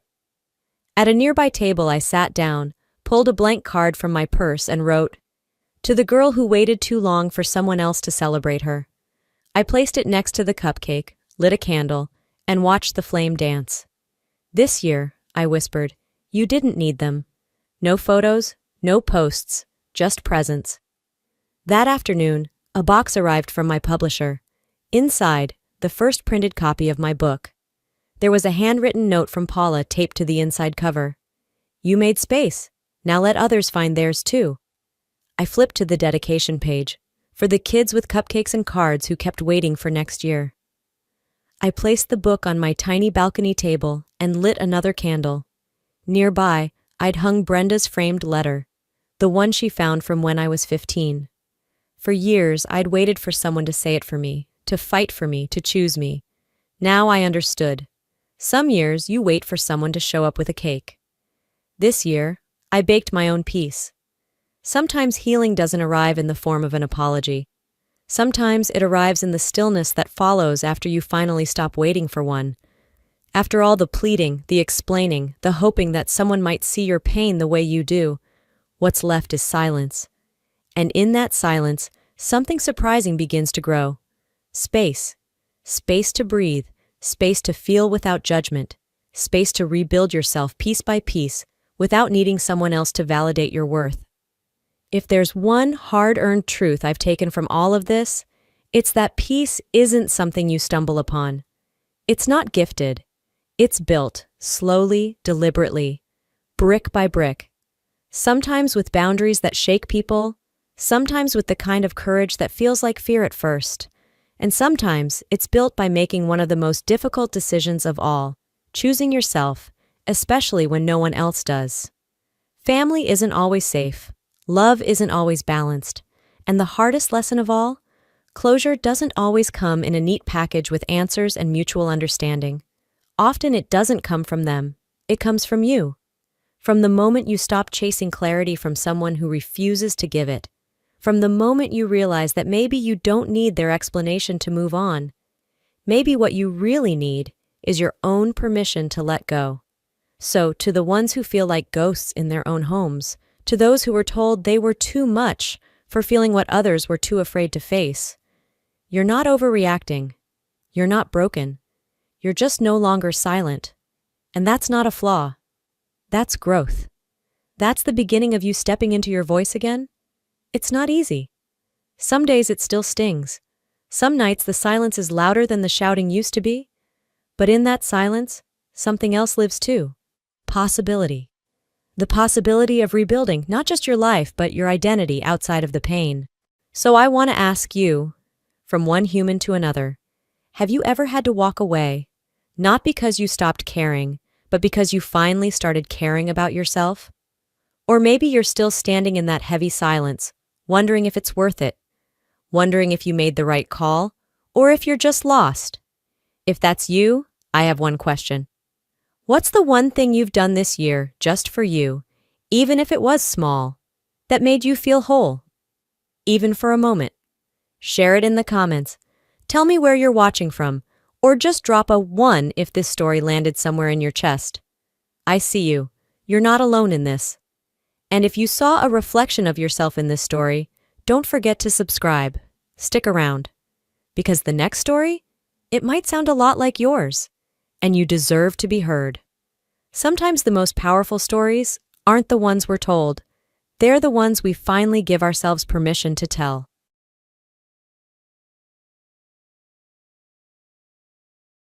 Hi there, I'm Delphine. My sister told me not to come to Easter because I'm just a mechanic. But that wasn't the part that broke me. The worst part?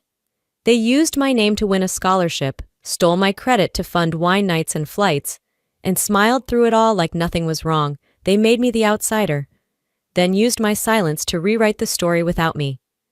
You ever feel like the people who should protect you are the ones quietly tearing you down? Yeah, same here. So I froze her credit card. But that was just the beginning. It was a quiet Thursday evening, and Lexington had just started to feel like spring again. The scent of cut grass still hung faintly in the air as I locked up the garage, wiping my hands on the rag tucked in my back pocket. The last oil change had taken longer than expected. Customer talked too much, the bolts were rusted, and my mind wasn't really in it. But that didn't bother me. I liked the silence that came when the shop doors finally rolled down. No clanking tools, no hum of engines, just peace. I'd been thinking about Easter all day. It was less than 2 weeks away, and every year I brought my homemade pecan pie to brunch at my mom's place. It was my thing. Even Travis, my sister Marjorie's boyfriend, had complimented it last year, twice, and that man looked like he survived on kale and smugness, so that meant something. I was halfway to my truck when my phone buzzed in my jacket. I expected a parts supplier or maybe one of the guys asking about schedules, but it was from Mom. Hey honey, maybe skip Easter this year. It'll be a smaller gathering. No emojis, no love you. Just that. I stared at the message for longer than I should have, thumb hovering. Surely she meant something else. Maybe they were traveling. Maybe Grandma wasn't up for it this year. Or maybe I was being replaced. I didn't text back. Instead, I slid into the driver's seat and sat there, keys unmoved in the ignition, until the streetlights blinked on around me. Back home, I kicked off my boots and dropped my keys on the counter, the kitchen half lit by the soft overhead light I always forgot to change. I pulled out my phone again, opened the family group chat, Easter brunch planning. I had muted it months ago because they argued about the most absurd things. Do lilies look too funeral? Should we match napkins to table runners? But I always stayed in it. Only this time I wasn't in it. The group name was the same, but my name, Delphine, wasn't listed among the members. I scrolled up. There it was. 3 days ago, a message about the new group being smaller and easier to manage. There were photos of table settings, a pinned note with approved color schemes, and even a dress code. Elegant spring formal. I scrolled until I saw Marjorie's comment. We want to keep it elevated this year. I almost laughed. Elevated? We used to eat ham out of a foil tray and argue about who forgot to bring rolls. Now we're elevated? The ache in my chest built slowly. I wasn't crying, but something cracked, like a pipe under too much pressure. Silent, but impossible to ignore. I called Mom. She picked up on the second ring. Oh, Delphine, hi. I got straight to it. Did I do something? A pause, just long enough to be noticed. No, of course not, sweetheart. It's just, this year is more formal. You know, Travis's parents will be there and they're a bit traditional. I rubbed my temple. Mom, I've been to every Easter brunch since I was 12. She sighed. It's nothing personal. We just thought maybe you'd be more comfortable not coming, that's all. Comfortable, I repeated. You know how these things go, she added, her voice syrupy. It's just easier when everything aligns. Aligns. Like me not being there made the image cleaner. Before I could reply, she said, If you do come, maybe wear something a little more refined. Like a dress, not the coveralls. I let that sit in the silence. She filled the gap. You know how first impressions are. I didn't answer. We said our goodbyes, hollow and clipped, and I ended the call with a strange buzzing in my ears. I'd spent the last 6 years building my own business from nothing. Sweat, scraped knuckles, late nights under trucks when everyone else was asleep. And somehow, that made me less worthy of a chair at their table. It was almost midnight when I walked into my kitchen and pulled open the recipe folder on my tablet. The pecan pie recipe sat there, bookmarked for the last 5 years. I stared at it for a long time. Last Easter, I'd arrived early. The AC had gone out, and no one else knew what to do. I fixed it in 15 minutes so Grandma wouldn't melt in her Sunday blouse. No one even asked how I knew how. They just assumed I would. That's what I was to them. Useful. Quiet. Out of the way. I held down the delete icon on the recipe. Confirm delete? Yes. I shut off the lights and stood in the dark kitchen, hand resting on the counter. It was just a pie, just a brunch, just a text, but it felt like a final cut. Like they had finally said out loud what they'd been whispering behind closed doors. Not one of us. I picked up my phone, turned off the screen, and whispered into the dark. Noted. I won't show up where I'm not wanted. The next evening, I found myself driving across town with a small red toolbox rattling on the passenger seat. I'd borrowed it from Dad last month to fix a bent hinge on the back gate and hadn't gotten around to returning it. No one had asked for it back, but after that message from Mom, it felt like the kind of thing they'd use to say I didn't respect their home, so I figured I'd beat them to the punch. It was just after 6. The light outside had turned golden and sharp, cutting shadows across the porch as I climbed the steps. Their front door was open, the screen door closed but unlocked. I heard clinking dishes inside, and the soft hum of a kitchen radio. I stepped in quietly, setting the toolbox down by the shoe rack. Hello? I called out, just loud enough to announce myself. No one answered. Then I heard voices, low and clear, coming from the kitchen. I'm just saying, Marjorie's voice floated around the hallway. If she's there, it's going to change the whole tone. A beat passed. Then Mom answered, gentler but laced with something else. We want to keep it simple this year. Clean. You know how Travis's folks are. Marjorie exhaled through her teeth. She's a mechanic, Mom. It's embarrassing. I mean, what's she even going to wear? Mom chuckled lightly, as if that sealed it. I stood frozen by the coat hooks, heart thudding loud enough I was sure they'd hear. Embarrassing. The word landed harder than expected. Not hurtful like a slap. Worse. Dismissive. Casual. They didn't know I was there. And I didn't wait for them to find out. I backed out as silently as I could, eased the door shut behind me, and walked briskly to my truck. My hands were cold when I gripped the steering wheel. The drive back was a blur. Red lights, radio static, headlights too bright. By the time I pulled into my apartment complex, it was already dark. I made myself tea I didn't really want, and while the water boiled, I kept hearing that word in my head. Embarrassing. I sat at the kitchen table, the one with the chipped corner I kept meaning to fix, and stared at nothing.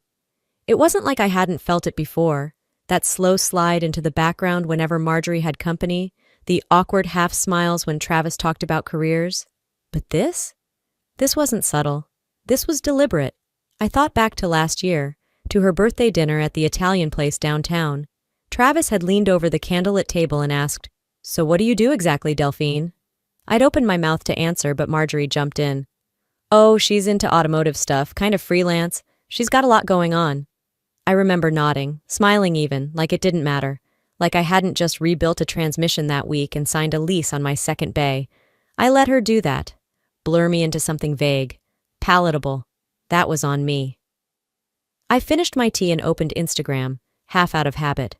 Marjorie had posted a photo the day before, a brunch spread with quiche, mimosas, her and Travis sitting with Mom and Dad.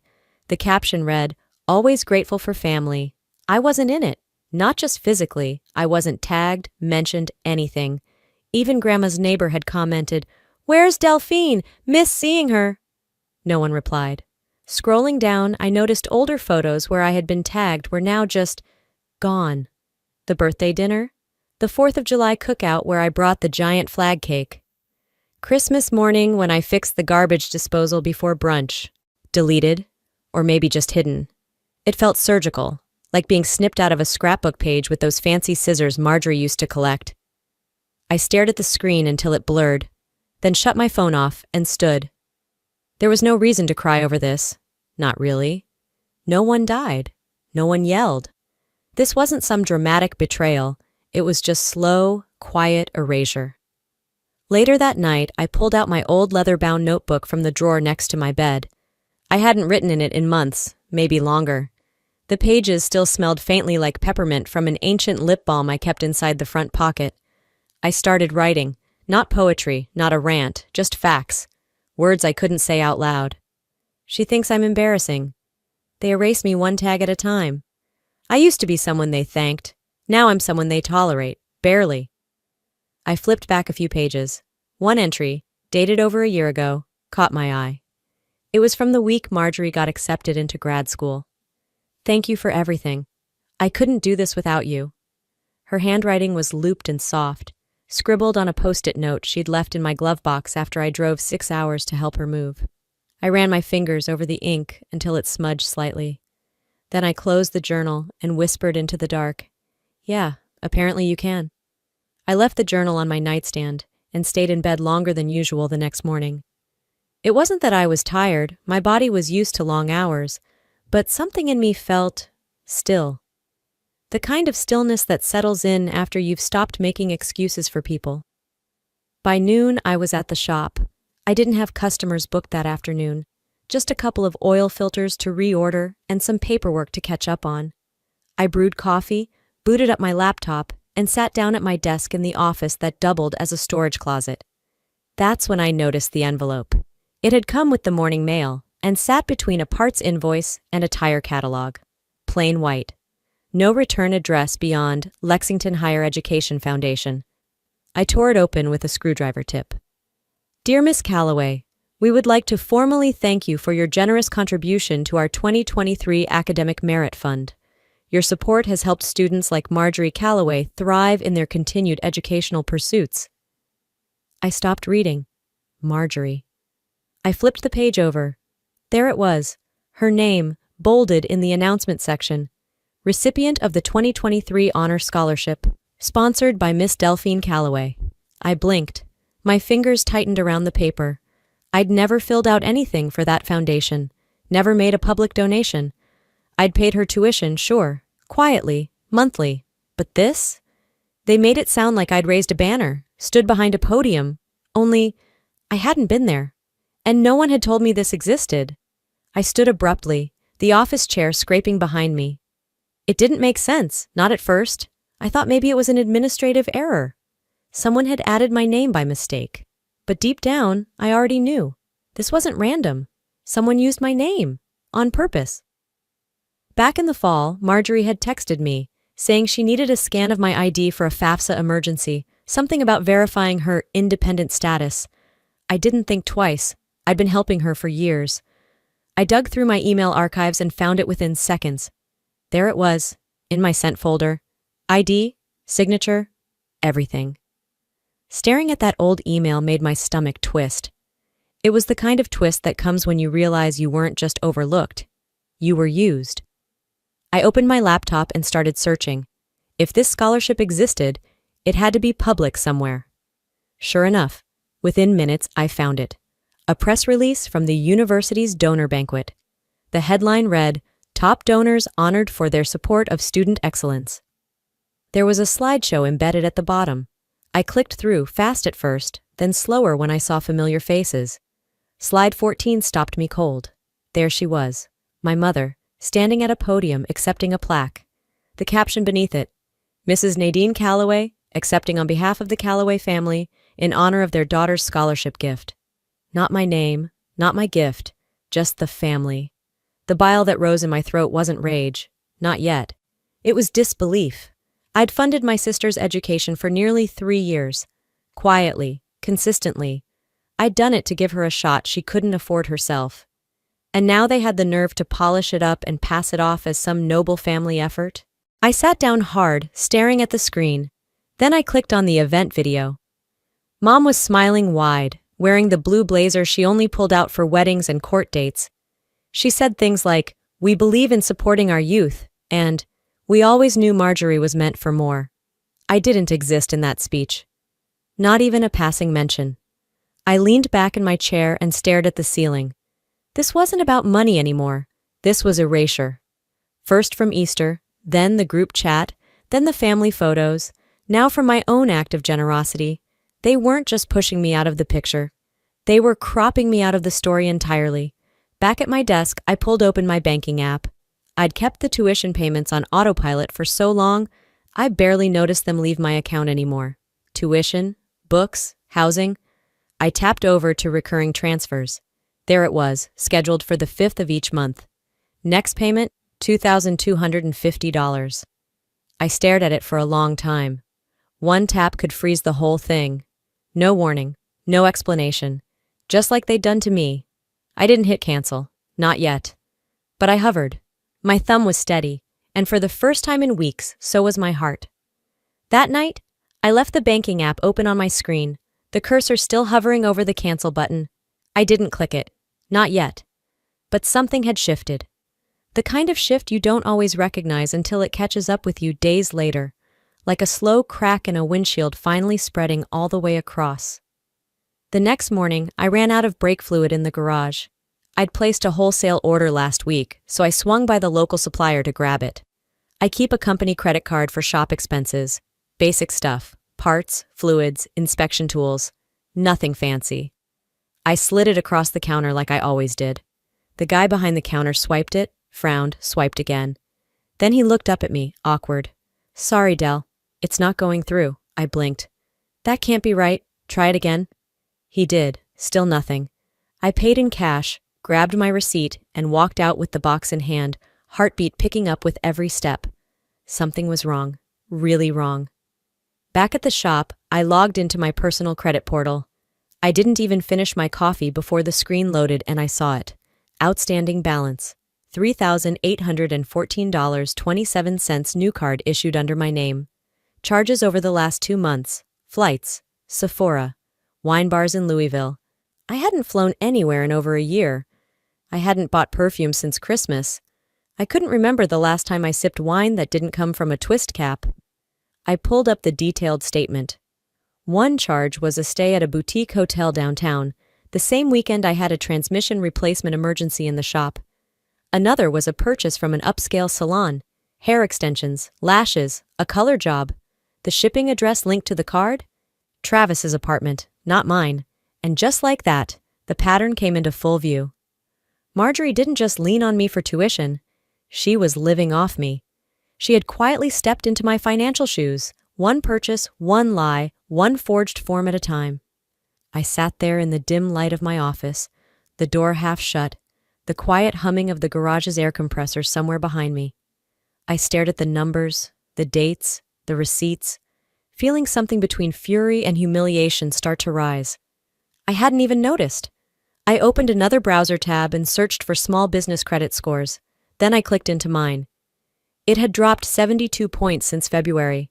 That explained the call I got last week when I tried applying for a small renovation loan to expand the shop. The bank had stalled, told me there were outstanding issues and to check back in 30 days. I didn't think much of it then. I do now. I ran a trace on the mailing address, confirmed the cross streets. Travis's name was on the lease. I recognized the complex, bougie place with valet trash and those little community libraries on every corner. I scrolled through my contacts, stopping at my bank rep's name. I didn't press call, not yet. Instead, I pulled screenshots, statements, fraud alerts, credit notices, every receipt I could find. I created a folder and emailed it to myself, just in case. Back home, I heated up leftover chili and sat on the couch, my laptop beside me. The apartment was quiet, too quiet. It made my thoughts louder. This wasn't just about Marjorie anymore, or Easter, or even the scholarship. This was theft. This was erasure. This was betrayal with a price tag and my name on the receipt. I opened a draft message on my phone. Mom, I need to talk to you about the credit card and everything else. I stared at it, reread it. My thumb hovered over send, but I didn't send it because I already knew what would happen. They'd deflect, spin it, turn it into a misunderstanding, call me sensitive, accuse me of blowing things out of proportion, just like always. So instead, I backspaced slowly, watching each letter disappear until the message was gone. Then I locked my phone, leaned back into the couch, and let my silence do the talking. They won't hear it. They'll spin it, like always. Friday came and went like fog on glass, quiet, still, and hard to wipe off. I couldn't focus at work. Every time the phone buzzed, I thought it might be her, or worse, Mom. Instead, it was Travis. He showed up just after 6, pulling into the lot behind the shop in his silver Subaru. I was tightening a bolt on a customer's front axle when I heard the tires crunch over gravel. He stepped out, holding a small cardboard box like it was ticking. Hey, he said, voice low, unsure. Is now a bad time? I wiped my hands on a rag and straightened. Depends. Are you about to make my day worse? He offered a strained smile and held out the box. This came to my place. It had your name on it, but Marjorie said it was a mix-up. I took it. The return label read, Belle Lux Skincare. I didn't use Belle Lux. I didn't even know what Belle Lux was, but the last name printed under my first? My own. I didn't say anything, just motioned for him to follow me inside. The office smelled like warm motor oil and day-old coffee. I opened the box while Travis stood awkwardly in the doorway. Inside were 2 glass jars, anti-aging serums, both $119 apiece. A receipt tucked under the bubble wrap confirmed the shipping address. His apartment. Travis leaned on the doorframe. You didn't send that to yourself? I shook my head. He watched me for a long beat, then sat down. She said your parents were paying her tuition. She said you were kind of not around much. I pulled open my drawer, grabbed a folder, and dropped it on the desk in front of him. You should see this. Credit statements, scholarship letters, copies of receipts, bank emails. It was all there. I didn't explain. I didn't have to. His eyes moved slowly over each page, the color draining from his face. This "This is a lot," he said finally, voice hollow. "She used my info. She forged my signature. My mother accepted a plaque meant for me like she earned it." I paused, jaw clenched. "I've been paying for everything. Not them, me." He leaned back like someone had pulled the floor out from under him. "She lied to me," he whispered, "about all of it." "She lies like it's air," I said flatly. "She doesn't even flinch anymore." Travis ran a hand through his hair. "I had no idea." "Yeah," I murmured. "That's the point." He stood up slowly. "I don't know what to say." "You don't have to say anything. Just don't pretend you didn't see it." He hesitated. "Are you going to tell her I know?" I looked up at him. "Not yet." He gave a slight nod, then turned and left without another word. I sat there for a long time, staring at the receipts scattered across my desk, heart pounding against the weight of years I'd spent pretending this kind of betrayal was normal. That night I got the call. Mom. Her name blinked on my phone screen just after 9. I answered on the third ring, bracing myself. "Delphine, sweetheart," she began, syrupy sweet. "How are you holding up?" I didn't respond. She continued, "I heard there's been confusion, maybe some tension between you and your sister." "Tension?" I snapped. "You mean the credit fraud? The lies? The fact she's used my name and money like they're hers?" There was a pause. Then, in the calmest tone she could fake, she said, "Let's not blow things out of proportion." I almost laughed. "You knew, didn't you?" I said. "Marjorie's under so much pressure," she deflected. "This isn't like her, you know that." I pressed my fingers against my temple. "It's exactly like her, and you've let her get away with it her whole life. She's just trying to survive." "So am I, Mom," I snapped. "And I'm tired of doing it with one hand tied behind my back while she rides on my shoulders." Silence stretched between us. Then she sighed. "You've always been so emotional." And there it was, the dismissal, the gaslight, the same script they always used when I dared to speak up. I ended the call without another word. Back in the garage, alone under the buzz of the flickering shop light, I picked up my phone again, typed one sentence, one chance. "Tell Travis everything, or I will." I hit send and watched the little delivered checkmark appear. Then I set the phone down, walked to the corner cabinet, and pulled out the dusty manila folder I hadn't touched in over a year. Inside was the original account authorization form, the one I used to set up her tuition autopay, the same one I was about to destroy. Saturday morning started like any other. The garage opened at 9, and the crew rolled in with coffee cups and playlists. The smell of grease and burnt toast from the deli next door mingled in the air. I was under the hood of a '97 Bronco, humming along to a Stevie Nicks song, when I heard the front bay door slam open. Then her voice. "You froze my card? Are you out of your mind?" Marjorie. I hit my head on the hood latch as I jerked upright. My entire crew stopped what they were doing. Even Kenny, who never takes out his earbuds, turned to look. Customers froze mid-conversation. One man holding a donut actually dropped it.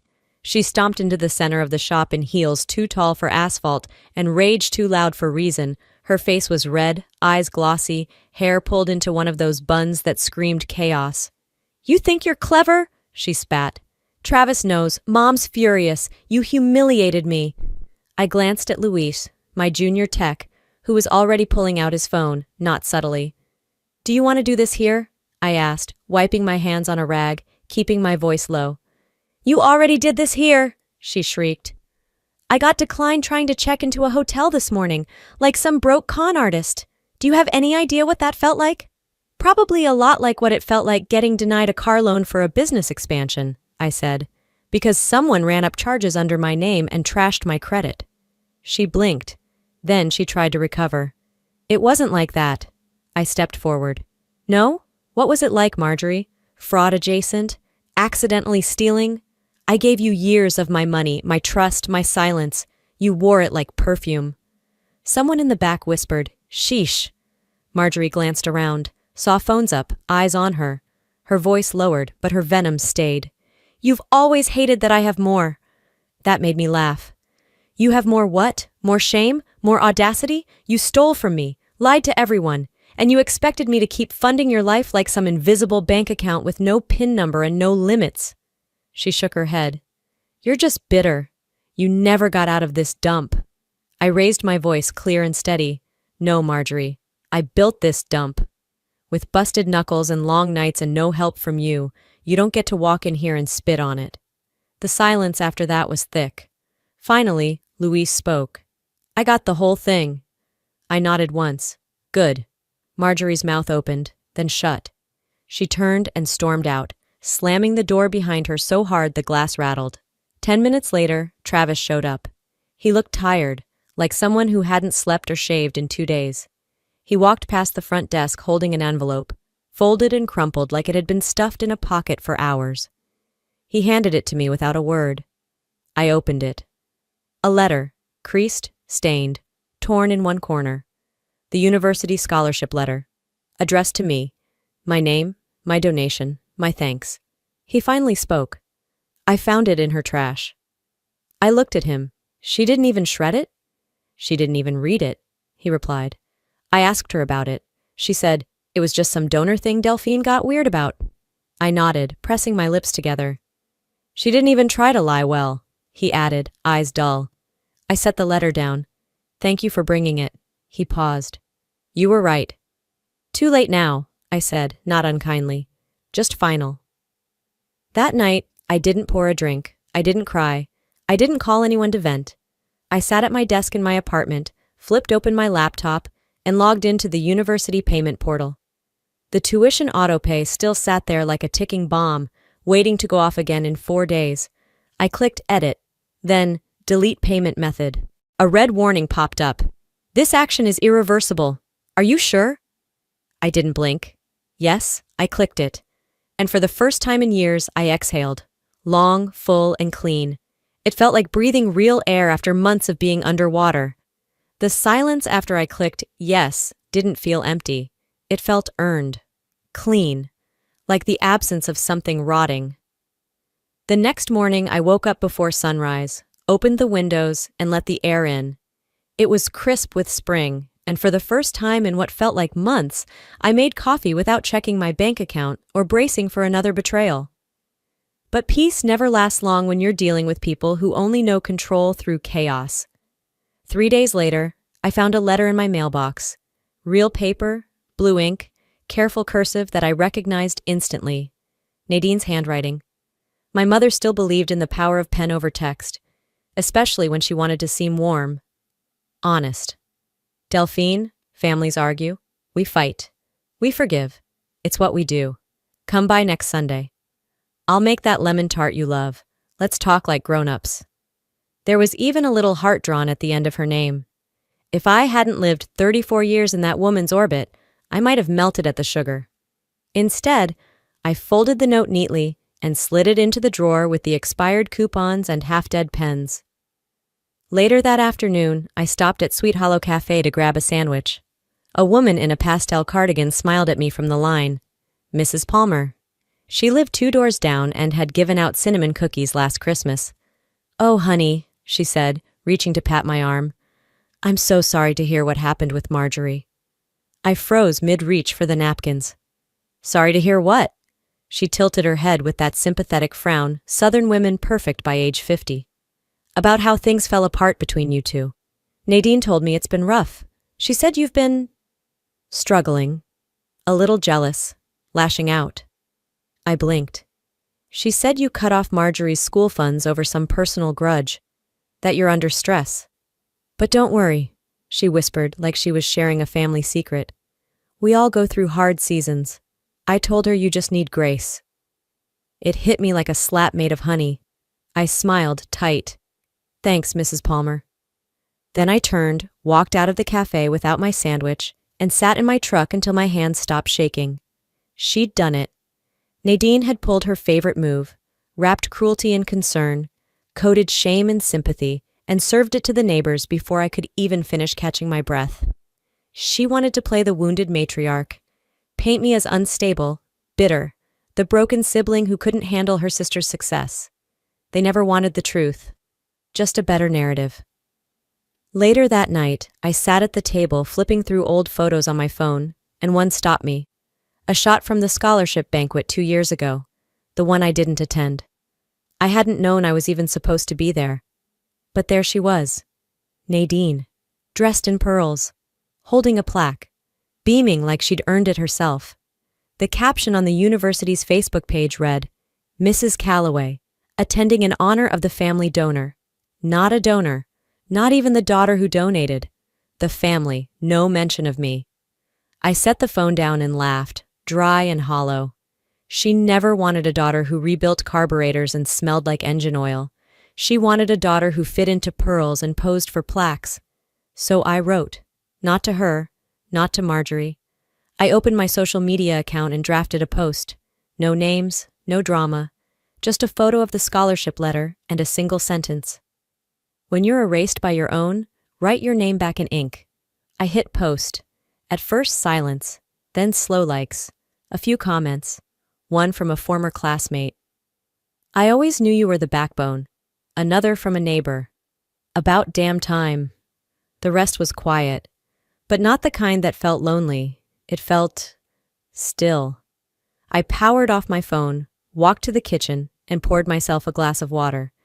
Then, standing in the dark of my own apartment, I whispered into the stillness, "Let them come now." The next morning arrived with no fury, no fallout, just quiet. Not the kind that weighed you down, but the kind that made you think, maybe I made it out alive. I opened the curtains slowly, letting sunlight paint golden lines across my living room floor. I poured coffee, stronger than usual, and sat on the couch with my legs tucked underneath me. The house felt still, but not sad. Before touching my phone, I did something I hadn't done in months. I pulled out the old photo box, the one I kept in the closet under the toolbox, behind the dusty tax folders and extra spark plugs. The first picture that surfaced was us as kids, me in overalls holding a wrench, Marjorie beside me in a tulle skirt, pouting because I wouldn't let her use the socket set like it was a toy. Mom had labeled it in Sharpie, "Delphine and Marjorie, opposites forever." I set it aside and opened my phone, scrolling back through our old messages. Birthday greetings, screenshots of her grades, emojis, casual updates. The usual stuff between sisters who didn't live together, but still tried. Then there were the ones that hurt more. "Thanks again for helping me with tuition. You're my hero." Or, "I owe you forever, Del." Forever, huh? Apparently forever had a shorter shelf life than I'd thought. I tapped out of messages and opened the university's billing portal again. Her name was still listed on my payment profile. Tuition, books, meal plans. All filed neatly under Authorized User. I clicked into the settings. A pending payment sat scheduled for the following Friday. $2,900 for spring enrollment. The system prompted a warning. Removing this method will affect student enrollment status. Continue? I didn't blink. Yes. Delete. There was no confirmation page. Just a final flash of white and the quiet refresh of the screen, now absent of my card. Done. If this meant she got unenrolled, she'd have to deal with it. She could explain it to the registrar, to her loan officer, to herself. I closed the laptop and sat back, waiting, not in guilt, not in fear. Just in expectation. Like a tide I knew would come in eventually. It took less than 3 hours. The first notification came as a missed call, then a text.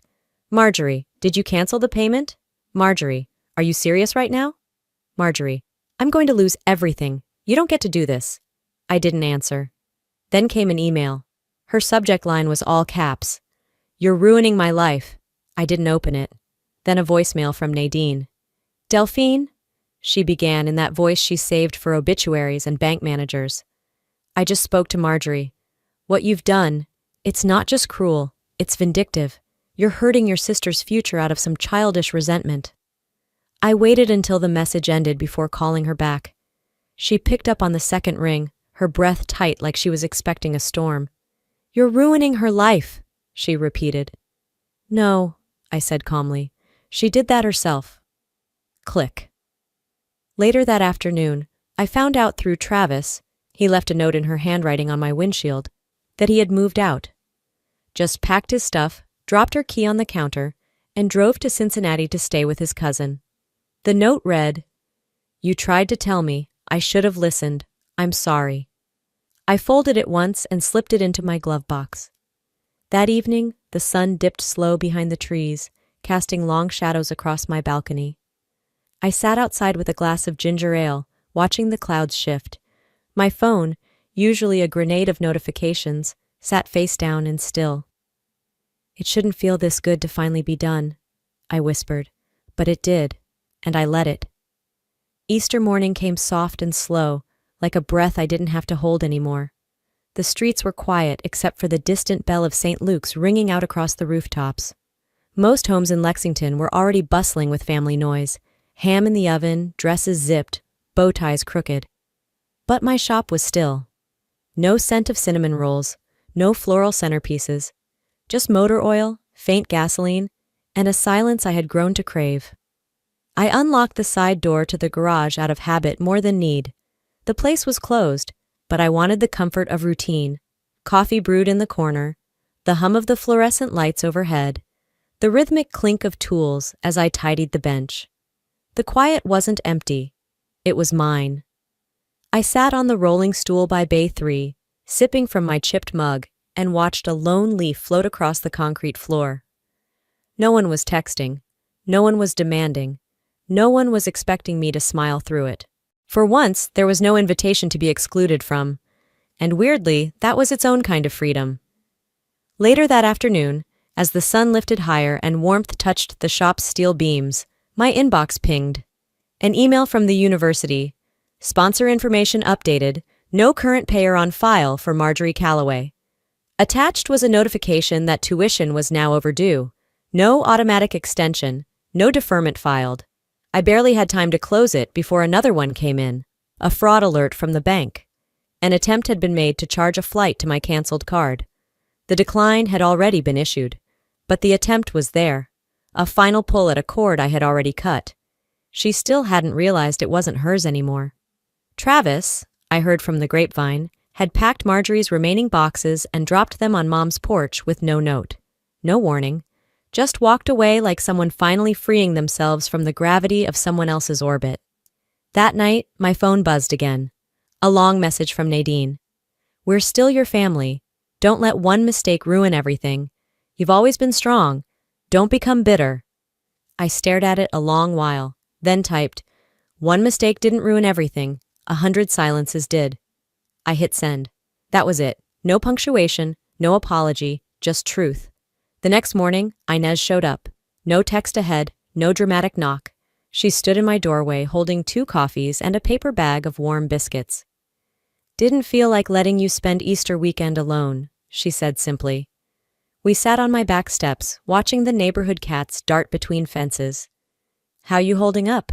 She asked gently, not prying, not pretending. I took a slow breath, nodded.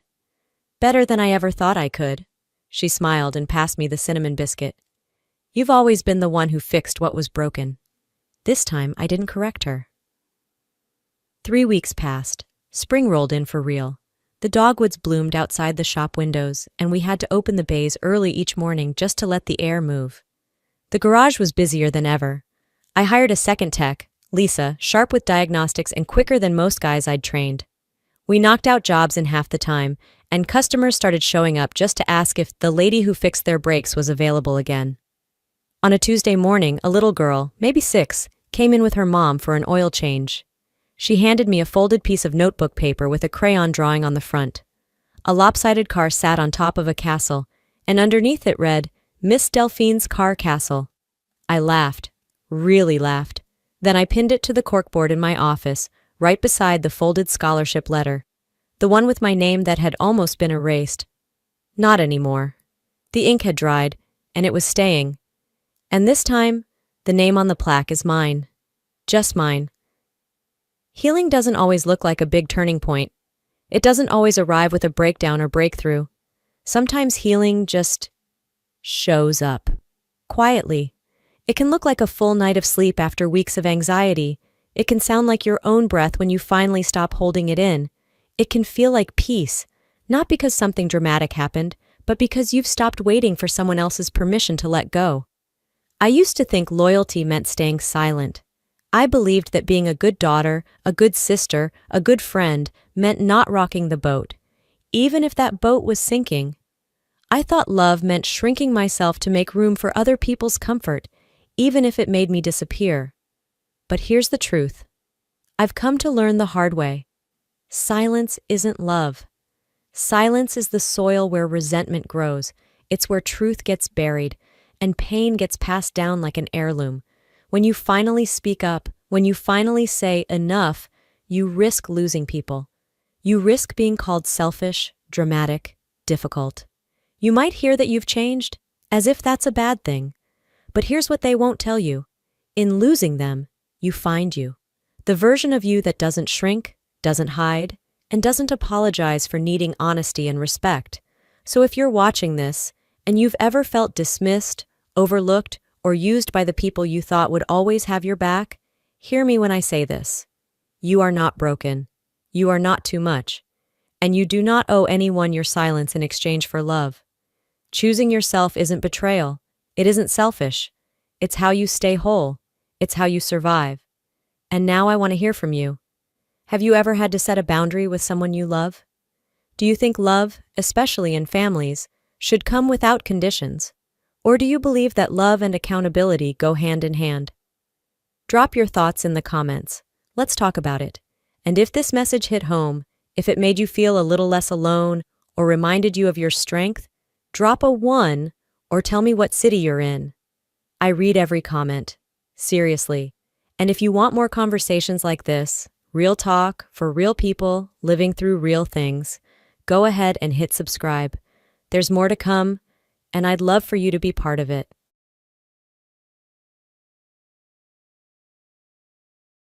Hi there. I'm Aileen. My dad screamed at me, called me ungrateful, and told me to get out and not come back. So I left. But what if I told you? That wasn't even the worst part. What if I told you I'd spent years quietly paying their bills, only to find out they were stealing behind my back? That my own mother faked being sick just to get a few $100s more out of me? That my brother trashed my car, and they all said I should just let it go? Yeah. You think getting kicked out was the end? It was just the beginning. I stepped inside with 2 grocery bags cutting into my fingers, the cold still clinging to my coat. The air in the house wasn't warm. It never was. Not in temperature, not in spirit. Travis was on the couch like always, eyes glued to his game controller, not even a glance in my direction. Mom stood by the sink, drying a glass that was already spotless, avoiding eye contact. My father, Gordon, was waiting in the living room doorway like a judge ready to deliver a sentence. You got a minute? He said without even a hello. I nodded, set the bags on the counter. Sure. What's going on? His lips tightened. We've been talking, and it's time you step up. I knew that tone, the same one he used when I was 8 and forgot to sweep the porch. Except this wasn't about chores. Step up how? He folded his arms. The mortgage. It's crushing us. You've got a good job. It's time you cover it, fully. We can't keep doing this month to month. I blinked. Wait, what? I've already been helping? Groceries, utilities? Mom chimed in without turning around. You make more than any of us ever did. You live alone, no kids, no husband. What are you spending it on anyway? Travis snorted from the couch, probably on her new couch or yoga crap. I turned to him, jaw clenched. Excuse me? You're always acting like you're better than us, he muttered, not looking away from the screen. Maybe it's time you proved you're part of the family. I took a breath, trying to keep it together. I've been supporting this house in pieces for years. Mortgage? That's a huge step, and it's not something I agreed to. Dad stepped forward. You're being selfish, Aileen. We raised you, fed you, gave you a roof. I was flipping burgers at 16 to buy my own textbooks, I snapped. He didn't flinch. We expected more from you. I looked at each of them, Travis lounging like he owned the place, Mom acting like I was the stranger, Dad judging me like I was the failure. My chest was tight, but something in me shifted. I'd carried their weight for years, quietly, out of guilt, out of duty. But now they wanted my spine too. No, I said simply. What do you mean, no? Dad's voice rose. I'm not taking over the mortgage. There was a pause, then his face turned red. "You ungrateful little brat. Get out, and don't come back." The room went still.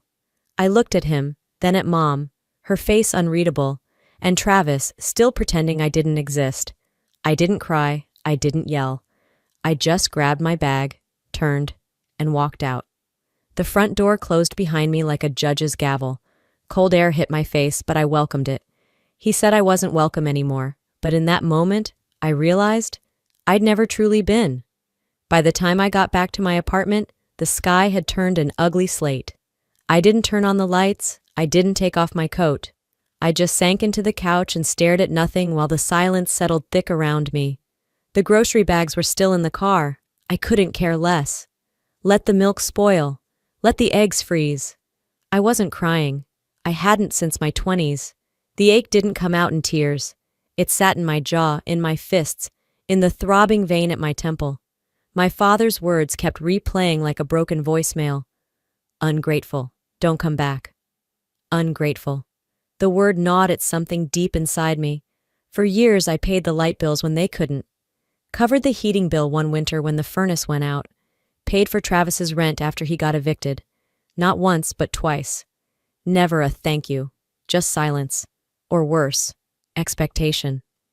Marla used to call it helping your family, but it never went both ways. They never once asked how I was doing. Not after my breakup. Not after I got laid off that one year.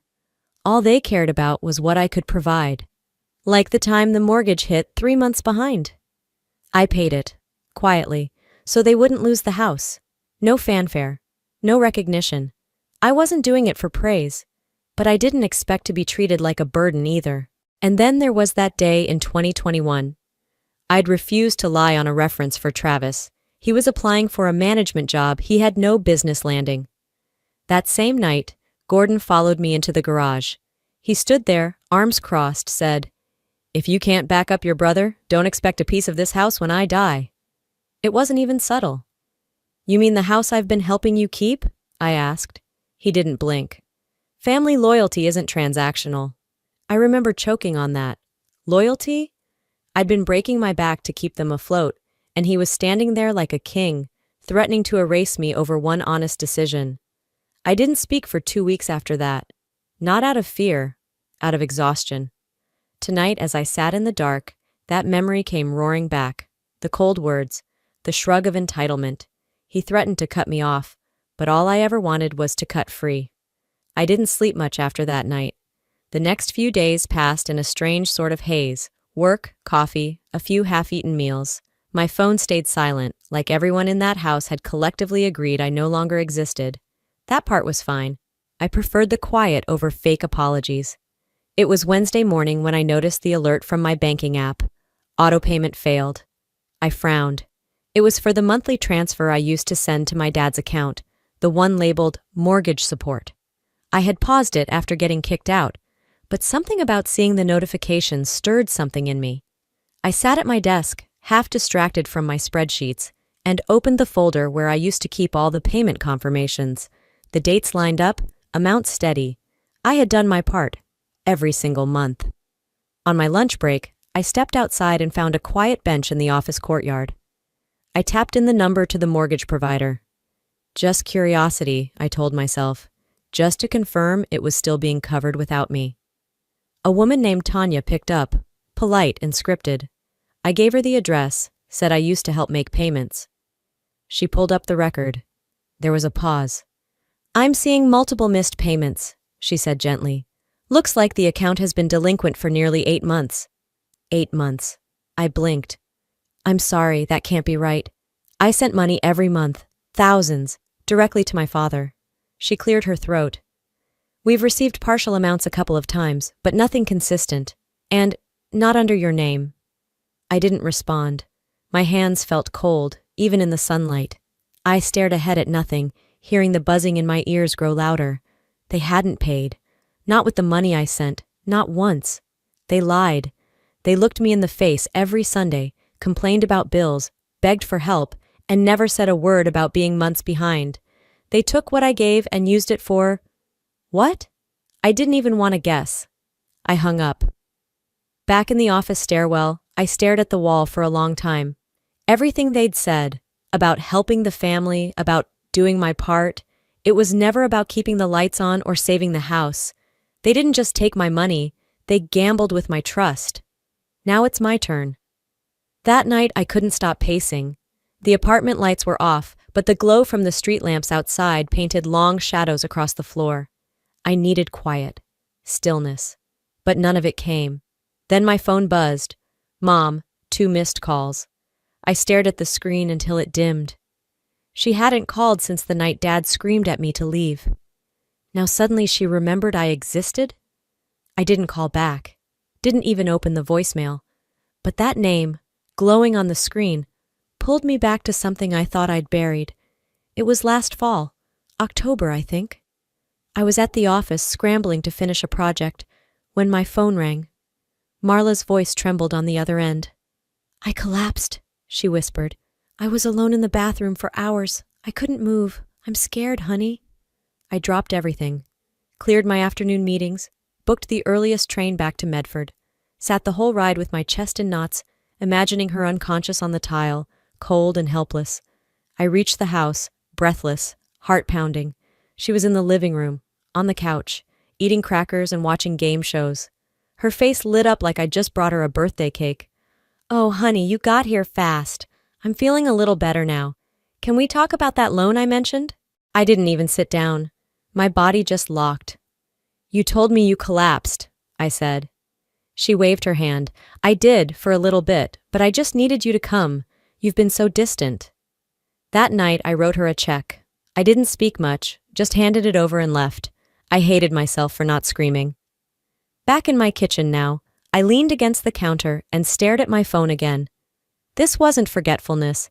This wasn't a misunderstanding. That day wasn't the only time. It was a pattern.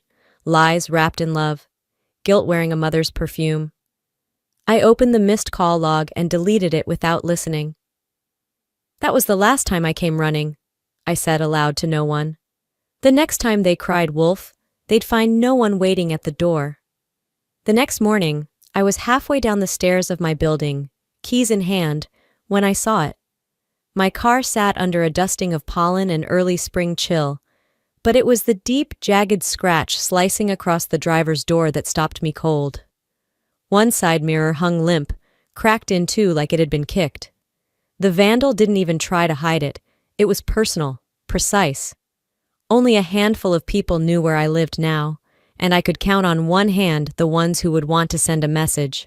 I snapped a photo, heart pounding, and went back upstairs. Travis picked up on the second ring. Wow, you're up early, he said, like this was a Sunday brunch call. You touched my car. A pause. Paranoid much? Maybe some punk just didn't like your parking job. Only 3 people know this address, I said. You're one of them. He laughed, a slow, greasy sound. And if I did? You gonna call the cops on your own brother? That's rich. I didn't answer. He filled the silence. We're family, Aileen. This whole grudge you're holding, it's ugly. You don't cut blood over a few scratches. I hung up. Less than 10 minutes later, my phone rang again. Mom. Aileen, honey, please don't escalate this, she said in that overly sweet tone she saved for when she was about to excuse something awful. Travis has been under a lot of stress. He didn't mean anything by it. He vandalized my car, Mom. Oh, he's just lashing out. You know how sensitive he is? I raised you to be more reasonable than this. I clenched my jaw. You raised me to clean up after him. She went quiet. This isn't stress. This is destruction, I said. Next time, I press charges. You don't mean that. I do. She tried softening again. Come on, baby. You really want to go that far over a mirror? They wanted me to play nice while they lit matches. I warned them. Next time, I'd bring water and the fire marshal. That night, I couldn't sleep. I sat at the kitchen table sipping lukewarm tea, flipping through old notebooks I hadn't opened in months. My eyes skimmed a post-it I'd slapped on a page back in 2022. Missing $200. Don't forget. I paused. My stomach tightened. I remembered exactly when that was. The week I visited home because Marla claimed her arthritis had flared up. I stayed the weekend, even ran errands, left my purse in the guest room while I helped her cook. The cash was gone when I got back. I'd chalked it up to a mistake. Maybe I miscounted, but I wrote the note anyway, just in case. And then the memory sharpened. That night, I caught Travis coming out of my room. He smiled like nothing was off. "Looking for nail clippers," he'd said, tapping his pocket. I'd gone straight to him. "You took from me," he scoffed. "What are you talking about?" I told him the amount, the missing money, the note. He laughed, real casual. "Wow, paranoid much?" I turned to Mom. "You're seriously going to let him lie to my face?" She waved me off. "You probably misplaced it. You know how scattered you get when you're tired." "I checked the hallway cam," I said. "It caught him going into my room when I was outside with you." She didn't flinch.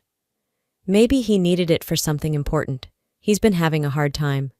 "Then ask," I snapped. "Don't steal." "He's your brother," she said. "Don't turn this into drama."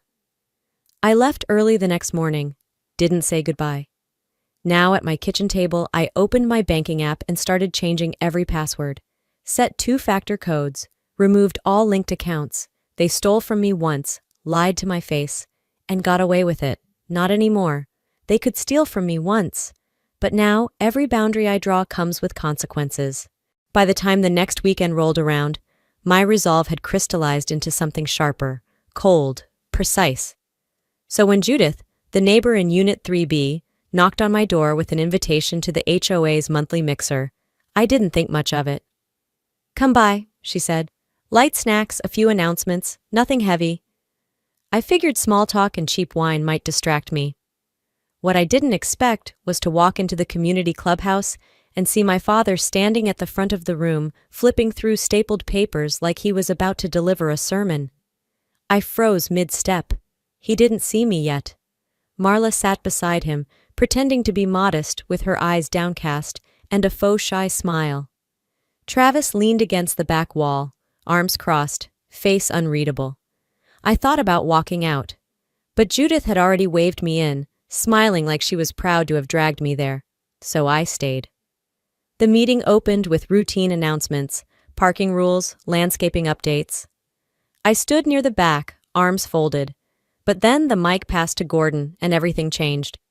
"I hate to bring up personal matters," he began, his voice rehearsed and dripping with pity. "But I think this community deserves transparency, especially when someone among us has taken advantage of trust, of family, and of kindness." Heads turned, my stomach clenched. "I have a daughter," he continued, "who many of you know.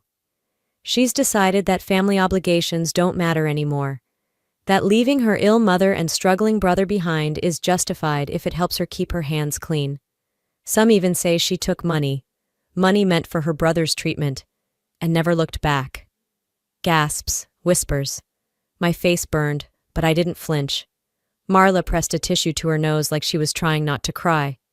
Travis smirked. He looked at me then, daring me to explode. I didn't move, didn't shout, didn't give them the performance they were baiting. Instead, I took 3 slow steps forward. The room quieted like someone had cut the audio. I stopped a few feet from Gordon, locked eyes with him, and said calmly, "You just lit a match on everything you once had left." He blinked, lips parted, but I didn't give him time to answer. I turned and walked out. I didn't slam the door, didn't run. I let the silence follow me out, every step echoing louder than any lie he told. They wanted an audience. They'll get one, just not the kind they'll enjoy. I didn't sleep much those 4 nights. Each evening after work, I sat at my kitchen table with a folder, laptop open, combing through emails, bank statements, voicemail transcriptions, everything. Not out of spite, out of necessity. They made it public first. Now I'd make it clear. So when Thursday came and Judith texted, "Tonight's HOA gathering, 7 p.m., you coming?" I replied with just one word, "Yes." I arrived 5 minutes early, clutching a manila folder thick with truth. No nerves this time, only clarity. Inside the clubhouse, the same faces were scattered among folding chairs and coffee-stained tables. Gordon leaned against the podium, looking relaxed. Marla sat stiff beside him, lips pressed. Travis hovered in the back like an uninvited shadow. Judith gave me a subtle nod and slid her bag off the seat next to her. I walked straight to the front and turned to face the room. "Before we begin," I said calmly, "I'd like to respond to some things that were said here 4 days ago." A few people exchanged glances. Gordon smirked. "I didn't come here to argue," I continued, pulling the folder open. "I came to clarify. With evidence." I lifted the first page. "Here are records of every transfer I've made to my parents' account over the last 5 years. Monthly payments, groceries, bills, over $68,000 in total." A few heads turned. A few murmurs rose. "These," I said, holding up printed screenshots, "are emails from Marla asking for help, sometimes calling me at 3 a.m. Next, I played a short clip from my phone.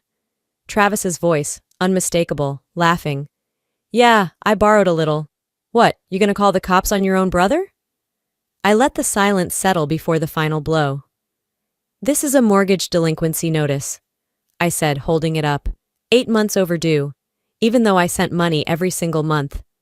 Ask yourself, where did it go?" Gordon started to speak, but Judith raised a hand. "Let her finish." I turned to the room. They weren't just ungrateful, they lied, they manipulated, and when I stopped playing along, they tried to bury me publicly. I turned back to Gordon. "You dragged my name through the mud in front of these people, but receipts don't lie." He opened his mouth again. The HOA chair cut in sharp. "Sir, I think you should sit down." Marla looked away. Travis shifted uncomfortably. Judith stood beside me. "We always knew who the steady one was." I nodded, swallowing the heat in my throat. "I didn't want this, but I won't be quiet anymore." I handed the folder to the HOA chair and walked out. Not broken, not bitter, just done. This wasn't revenge. This was exposure, and they brought it on themselves.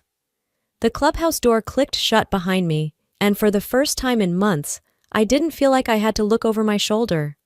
The following days moved quietly. No surprise calls, no guilt-laced voicemails, just stillness. I didn't hear from the HOA, but I heard things. That Gordon lost his contract to manage the community's maintenance budget. That Travis left town. Needed a reset, someone said. Marla stopped showing up to Sunday services altogether. I didn't celebrate. There was nothing victorious about it. It was just air returning to my lungs. One Sunday morning, I slept in with the windows cracked open, the breeze making the blinds sway. My phone didn't ring. No alarms, no demands. I made eggs, ate them slow. Sipped coffee like time wasn't chasing me anymore. Later that afternoon, I walked to the old park near Charles River, the same place I'd go as a teenager when home felt too small and too loud. There I sat on a bench under a wide maple, watching ducks chase each other on the water. A little girl ran circles around her father while he held out a juice pouch. I smiled. Not at them, but at the feeling that nothing in this moment belonged to anyone but me. I didn't bring a phone. No planner. No noise, just myself. When the sun began to dip, I strolled back home. My feet moved slowly, but not out of fatigue, out of comfort. Peace wasn't something I fought for anymore. It just arrived. Back at my apartment, I powered up my laptop to check emails. Near the bottom of my inbox, there it was. One unread message. Subject, "We're sorry." From Marla. I hovered for a beat, then clicked. The message wasn't long. A few lines. The kind of apology that tries to say, "Let's forget," without ever saying, "I was wrong." I read it once, then again. And I archived it. No reply needed. I leaned back, looked around my quiet apartment and whispered, more to myself than anyone else, "I forgive you, but from here, I live for me." Healing isn't loud. Sometimes it just sounds like your own footsteps, walking away for good. Looking back now, I don't carry hate in my chest. I carry clarity. For years, I thought family meant sacrifice without boundaries. That love had to be earned through silence, through doing more, giving more, hurting quietly. But that's not love. That's control wearing a familiar face. If there's one thing I've learned, it's this. You can love your family and still say no. You can care deeply and still walk away when your peace is the price. Sometimes the most powerful thing you can do is choose yourself. To anyone out there who feels like they owe their soul just to stay accepted, you don't. Your worth is not measured by what you tolerate. Now, I want to hear from you. Have you ever had to walk away from someone you love to finally breathe? What did freedom look like for you? Let's talk in the comments. If this story hit home for you, leave a 1 in the comments. Or tell me where you're watching from. And if it didn't quite land with you, I want to know why. Let's learn together. And hey, if you made it this far, maybe it's time we stay connected. Subscribe for more real stories like this. Stories that dig deep, make us think, and remind us we're not alone. Thanks for listening. Till the next one.